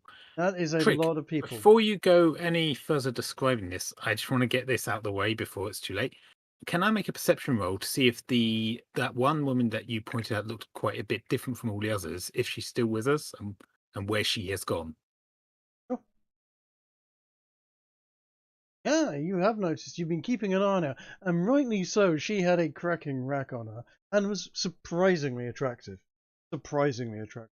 Yeah, no, she has been generally keeping the rest of the girls entertained, giggling away with them, laughing, pointing, doing usual girly shit, braiding hair, and currently she has made her way over to what you could only assume to be the officers' mess with a couple of the other girls to go and get something to eat, as some of the officers have invited them, some of the more attractive girls, to join them for a bit of a spot of an evening meal.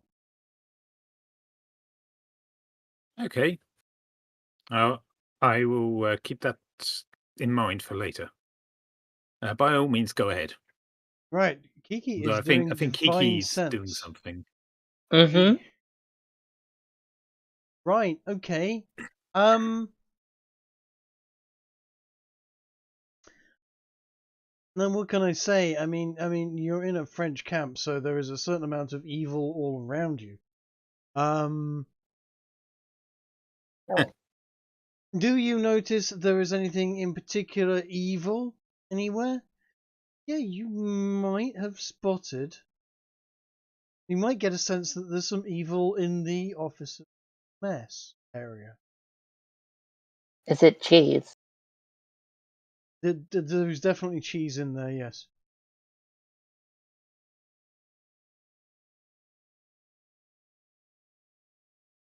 Which one's the officer's mess? Oh yeah, are the marbles evil? Marbles are neither good nor evil, but they are. That's the officer's mess. Barracks and various other stuff are off, but yeah, that's where they're going to be having their duck à l'orange and coq au vin, cheese and wine, and any other. The food, the smell of the food is absolutely delicious. You've been hanging around in Brest for a day or so, and all you've been able to smell is English food, which basically smells of grease. And currently, you're now being assaulted by the smell of nice cheese and wine again.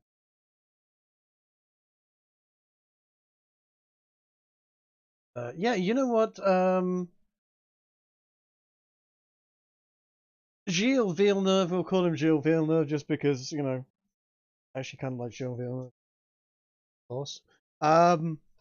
is going to be the commandant or the commander, etc. And he invites you all into the officers' mess, and you go in there, and you're going to sit down, you're going to have a meal, and he's going to explain the situation to you. You're going to notice that a lot of the girls that you've been brought there are making themselves very comfortable and generally making themselves, shall we say, available to some of the officers, and generally, it's looking like it's kind of fun there, and looks kind of nice. He will obviously offer you a walk around the walls if you wish to tour around the fort, and he's going to be asking you, what brought you here, how did you get here, etc.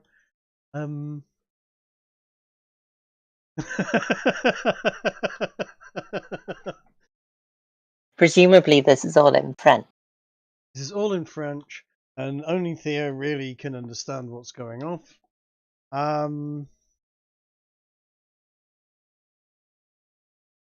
Theo, are you going to explain to the nice French officer what has just happened in Brest and who you are and what you have been up to?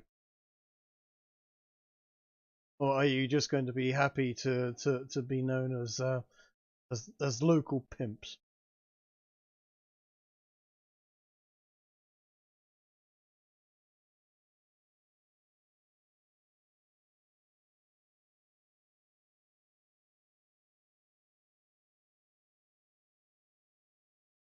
While Theo's typing, can I ask you a question? Sure.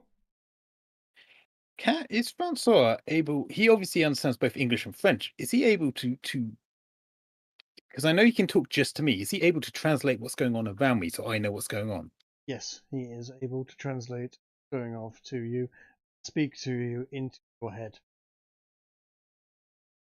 Right. However, Thank you. if you want to actually speak back to people or ask Francois, your talking stick, to act as your translator for you, I guarantee you are going to get some very strange looks. And But I could surreptitiously ask him how do you say X? yes, actually you could say how do you say X, and I'm going to he will give you a hand in. Thank you. Bear in mind, he is a bit of a freaking comedian. So ask me what what you're asking him, and he will decide whether or not to get you into moderate amounts of trouble, or play it sensibly. He is only going to be, however, fairly light-hearted with this. So that's fair. I'm going to assume, at least for him translating to English for me, he's not going to misrepresent things. no, Just to keep things simple. He will tell you. I mean, he might ad lib a little bit. But yeah, basically he's relatively reliable as a translator, although a translator with a bit of a sense of humor. Yeah, that's fine. Theo is going to explain that they helped the French cause by destroying an English supply of weapons and men, and we would like to have an escort to Paris to let the king and the court know. And I'm assuming that you want that this delivery of women is also part of the that you're escorting to Paris as well,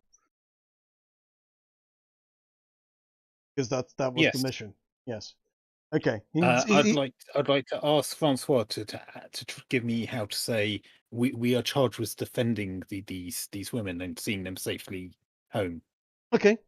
He's going to roughly translate that, and yeah, you're going to he's going to basically tell you how to say that. So yes, you can stumble bad French at them, and they will reply. I would like you to roll a persuasion check for me, Theo, to see if he believes you about what's happened in Brest. I'd like to try and assist if possible. You are perfectly welcome to try and assist. Yes. Would that give him advantage, or should I roll something? I'll just give him advantage. Okay. He doesn't Never mind, need you didn't need it. advantage. Okay. The commander is very impressed. He has heard about what has happened in Brest. He has had spies and messengers coming in over the last day, telling him of a colossal explosion, the sinking of 3 ships in the harbour, and the destruction of the general stores. Both, the highest ranking officer and the second highest ranking officer, and even an officer in charge of recruitment is believed to have been killed. Essentially, you've wiped out the top brass in Brest, and the troops are in somewhat disarray. And if this is, what you're saying is true, is that you are responsible for that, he is extremely thankful and very impressed. And he stops for a minute and pauses and looks thoughtful. Because I understand that you have to take these fine women up to Paris to see the king, and I appreciate that is your mission. However, as you seem to be very adept at causing great harm to the English, perhaps if you wanted to spend a day or two here, maybe you could lend us a hand. Perhaps in the morning you can take a look at the battlefield. We have... it is not exactly a siege. They are only on one side. As you know, we can get supplies in and out, and as a result, it is essentially the battle that has been going on. As you can see, it has been going on for weeks now. Explosions, and many deaths on many sides. If you were willing, you could see if you could help in the oncoming battle. Not, well, that is for you to decide, but we may be able to help if you can route the English from here. I can give you some troops and get you to Paris with an honor guard. Not, I need all the troops I can spare here. You understand? Oh, it'd certainly help us. I was saying to the rest of the party, it'll certainly help us get these fine young women home safely if they are able to give us an honor guard, don't you say? What do the rest of you think? Do you all agree that you want to assist on this front? I would like to ask the general if they have any of the wine rack gun thing. Well, you wouldn't call it gun. What would I call it? Wine rack explodey devices. You would have actually seen one facing the doorway.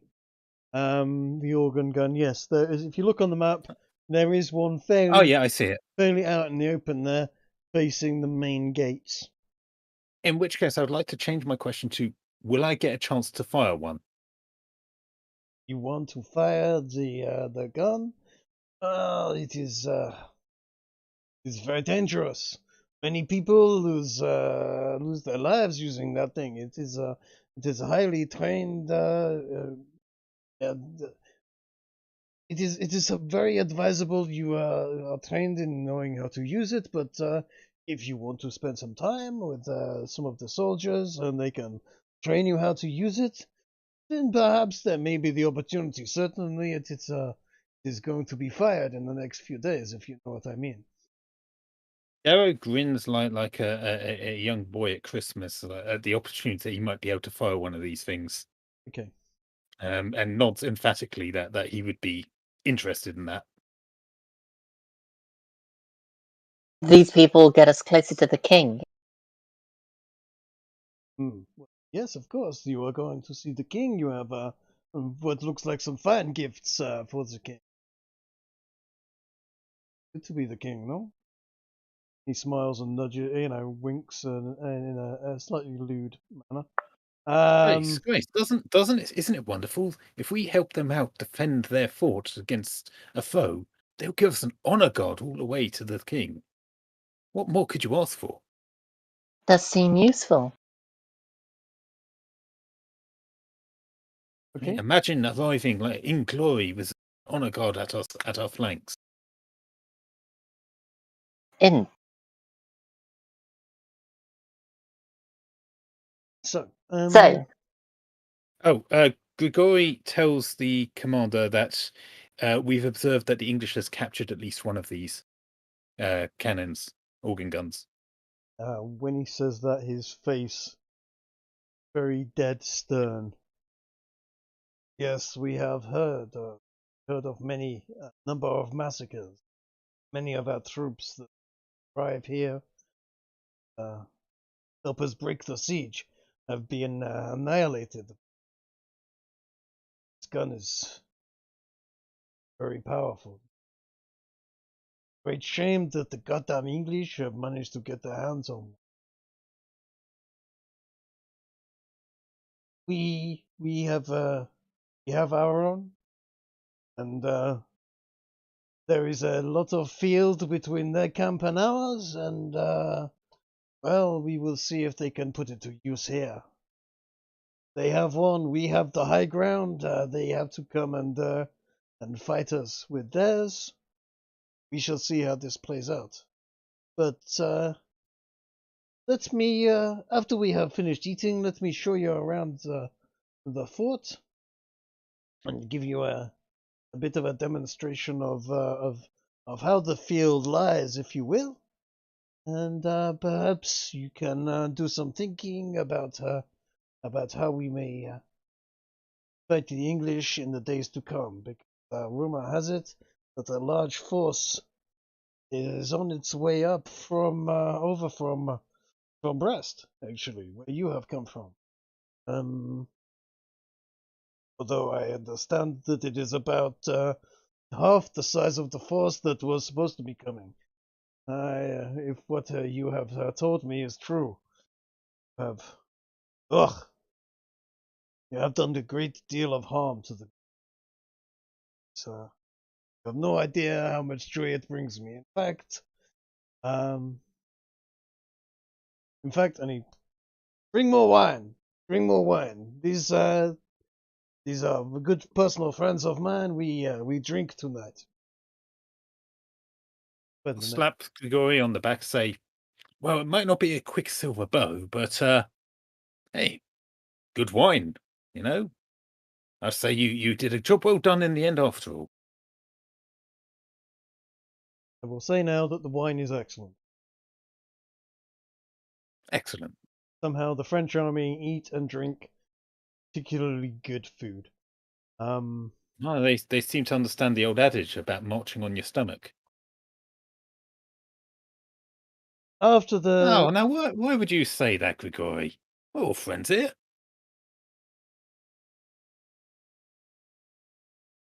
After the meal, it will take you for a tour around the fort.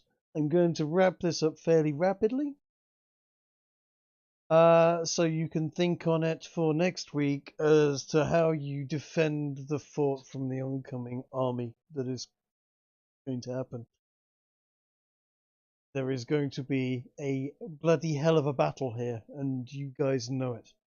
He takes you up over the castle walls, and you walk the walls, and as you look across, you can see that this is a valley, and it's about a mile to the other side, and you can see at the other side of the valley bonfires.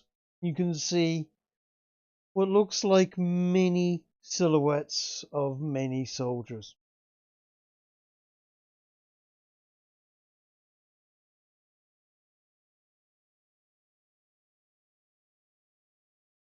English, they must have probably about twice as many troops as we have here.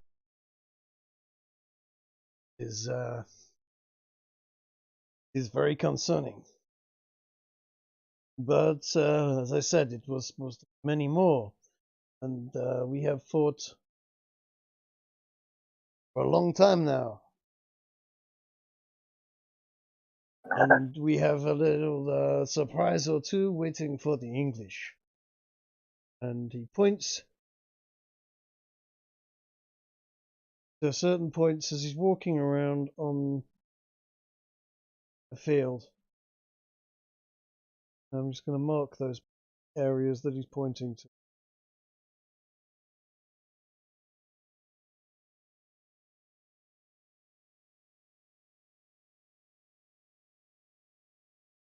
In fact, I'm just going to mark.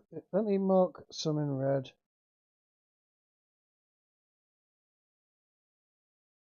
I know you have experience with gunpowder, so you will appreciate what we have done here.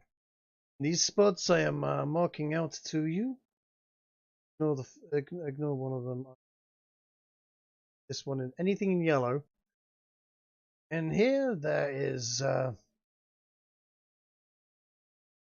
tar. It burns very hot.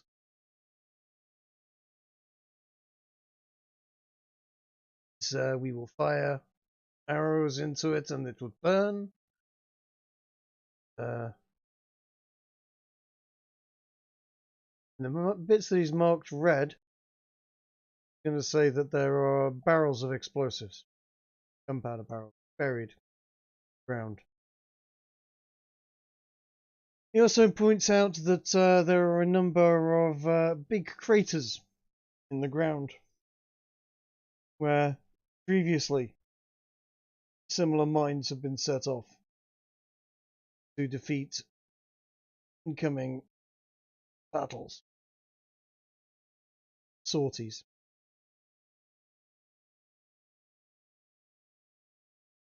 Anywhere that is marked in yellow is a fire pit. Anywhere marked in red,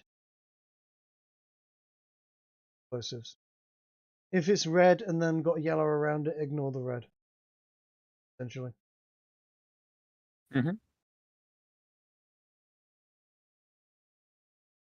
I just want to take this moment to say, Tricky, you're somewhat evil, since this is, I assume, what we were going to have to attack at one point. Yes, that is what you were going to have to attack at one point. And given our characters had no concept of landmines, yes, I was dude, going evil.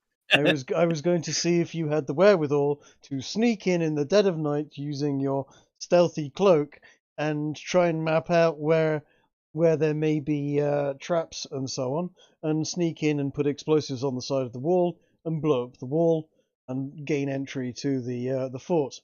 Now you are doing it in reverse. As you can see, there are. Sorry, go on. Go on. No. I was just going to point out. I think I've seen that episode of Blackadder where they have to map out the front line of the Germans. Yes. This is why I'm just not sure there were quite so many elephants. I'm glad I wasn't the only one thinking it.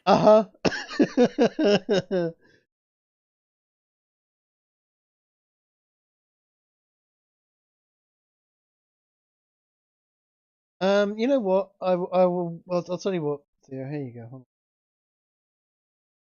You can see the Discord map, yeah? You can see the Discord channel.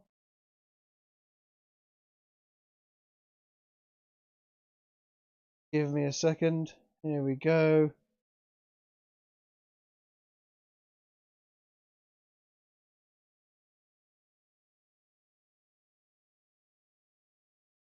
That is your general map that I've just described to you. Now, as I said, every time you see a French soldier,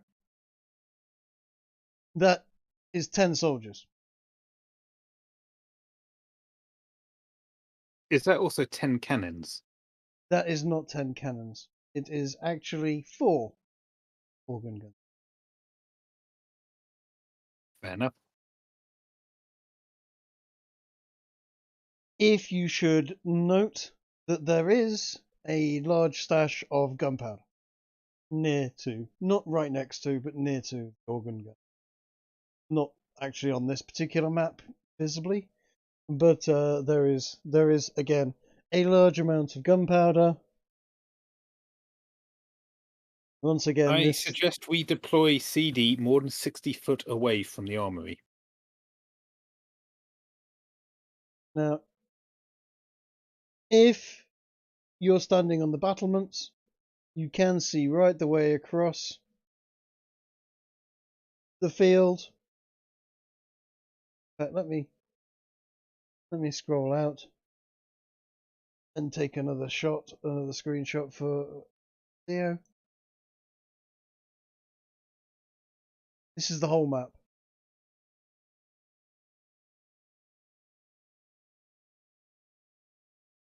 If I can, it'll do.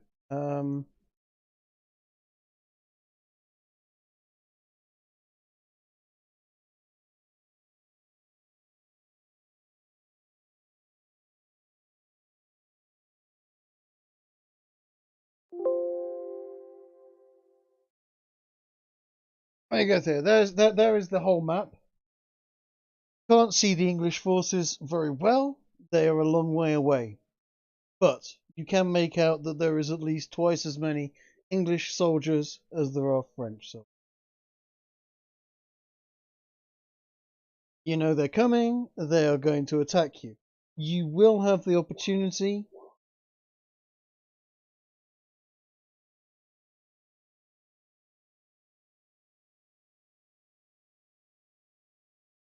Yes.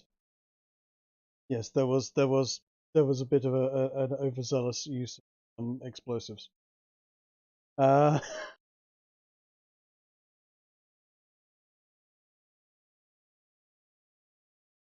yeah, no, there was there will be a chance for you to map out if you want to do a scouting mission over towards the English and see if you can make out what the forces look like. You will have that opportunity. But the clock is now running.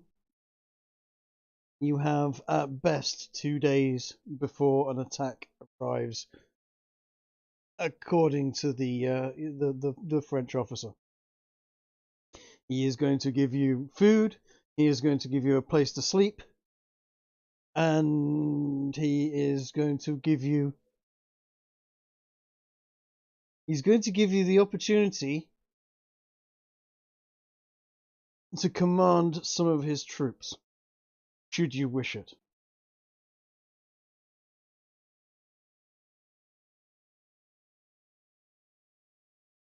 There will be archers, or archers all across the walls. Those archers will have the ability to fire arrows. Bearing in mind also, just for a sense of scale, maximum range for a bow for those archers mounted on the wall only just covers the first row of yellow boxes.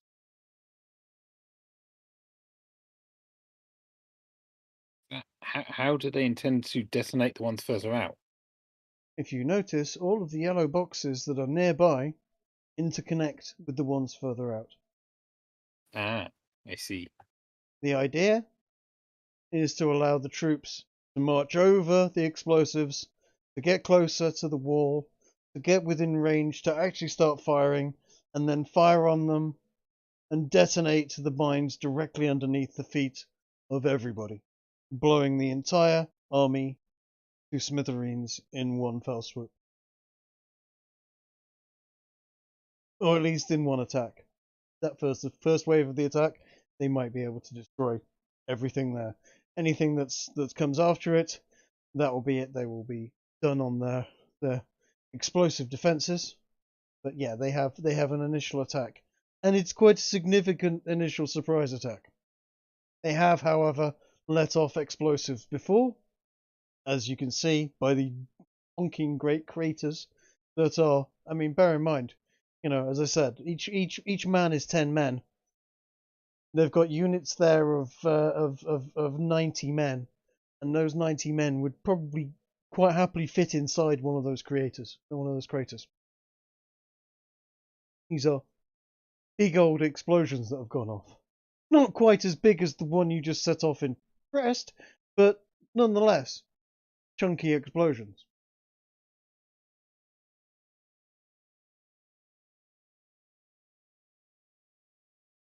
Theo, in regards to any armaments that you can take,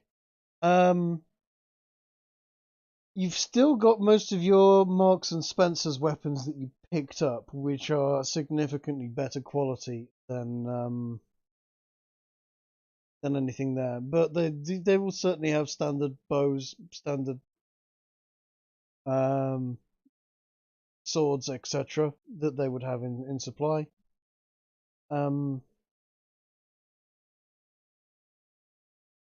No, don't worry, Theo. Gary doesn't wear armor. Yeah, do they have a buckler for Gary? A buckler for Garrow. I mean, I suppose I could visit the quartermaster. Is his name by chance E. Leclerc? Or Sure. Uperyu? Sure, why not? E. Leclerc sounds fine. Yeah. Do you want to do that now, or leave that for the next session? I think we leave that for the next session. Everyone take a good look at the map, have a good think about it, and generally think about what you want to do. Sorry, could you, but before next week, create a list of what comprises the army? You know, is there any Inquisition there? How many bowmen, that sort of thing? There are no Inquisition there. Every single bowman that you can see, as I said, is 10 men. By and large, most of them that are there are there. So that's, what are we talking about? 4, 10, 11, 12, 13, 14.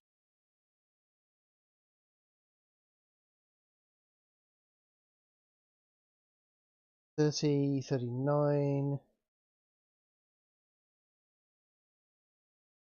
5, 1, 51, 7,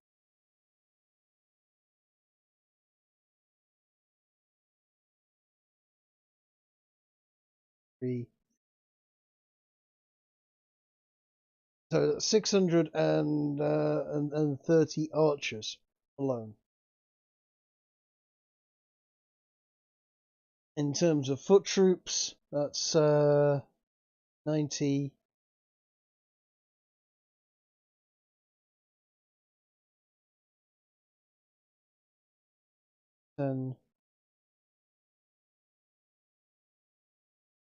Call it 400 foot soldiers, and 630 bowmen, plus 4 organ guns, plus some officers, plus a few others.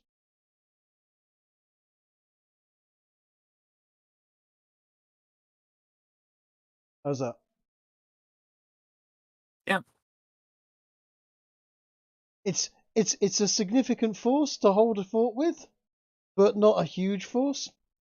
It was set up to be a battle that you guys could quite easily win for the British if you knew what you were doing. Or vice versa. But it depends on how you play it out. Anyway, it is going to be night time, and you can't really see anything more at night. The darkness is closing in, and we're going to call it a night at this point. If you guys want to do a night mission to scout out the English, I will let you start next week doing that. As it is, I think that's definitely been an interesting episode. You nearly got the bow. I would blame CD for that. I mean, I definitely set you up for it, but you know, you didn't have to. I mean, you could have just set fire to the building and run, and you'd have gotten away with it. But no, you've had to fucking set the fireball right on the actual fucking things. So keep in mind, Trig, that burning sphere thing, he can control its movement. I know. I mean, yeah. Anyway, You had plenty of opportunity to not die from that, but you also that was a big fucking explosion. I know my plans won't ever work out quite right. They haven't worked out from day one in this mission, and so far this particular day between Grace getting killed and you guys getting yourselves killed has been a lot of fun. Oh, my plans have changed a lot. My plans have had to change a hell of a lot with doing this game. But it's been a lot of fun. It's been a lot of fun. So I'm going to say You good think we night. got a level up? You will get to level up after this battle if you survive it. Fair enough. I was going to try to get you to level 9 before the end of before the final boss. I think at this point you're going to be level 8 by the time you get to the final boss. You'll probably be level 9 if you survive it. Trust me, this is going to be nothing compared to the final boss. Anyway, I'm going to bid you anybody watching a good night. I'm sure that somebody's watching somewhere at some point. And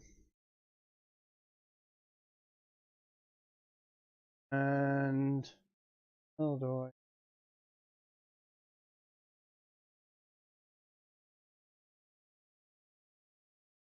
End the stream? I'm going to end the stream.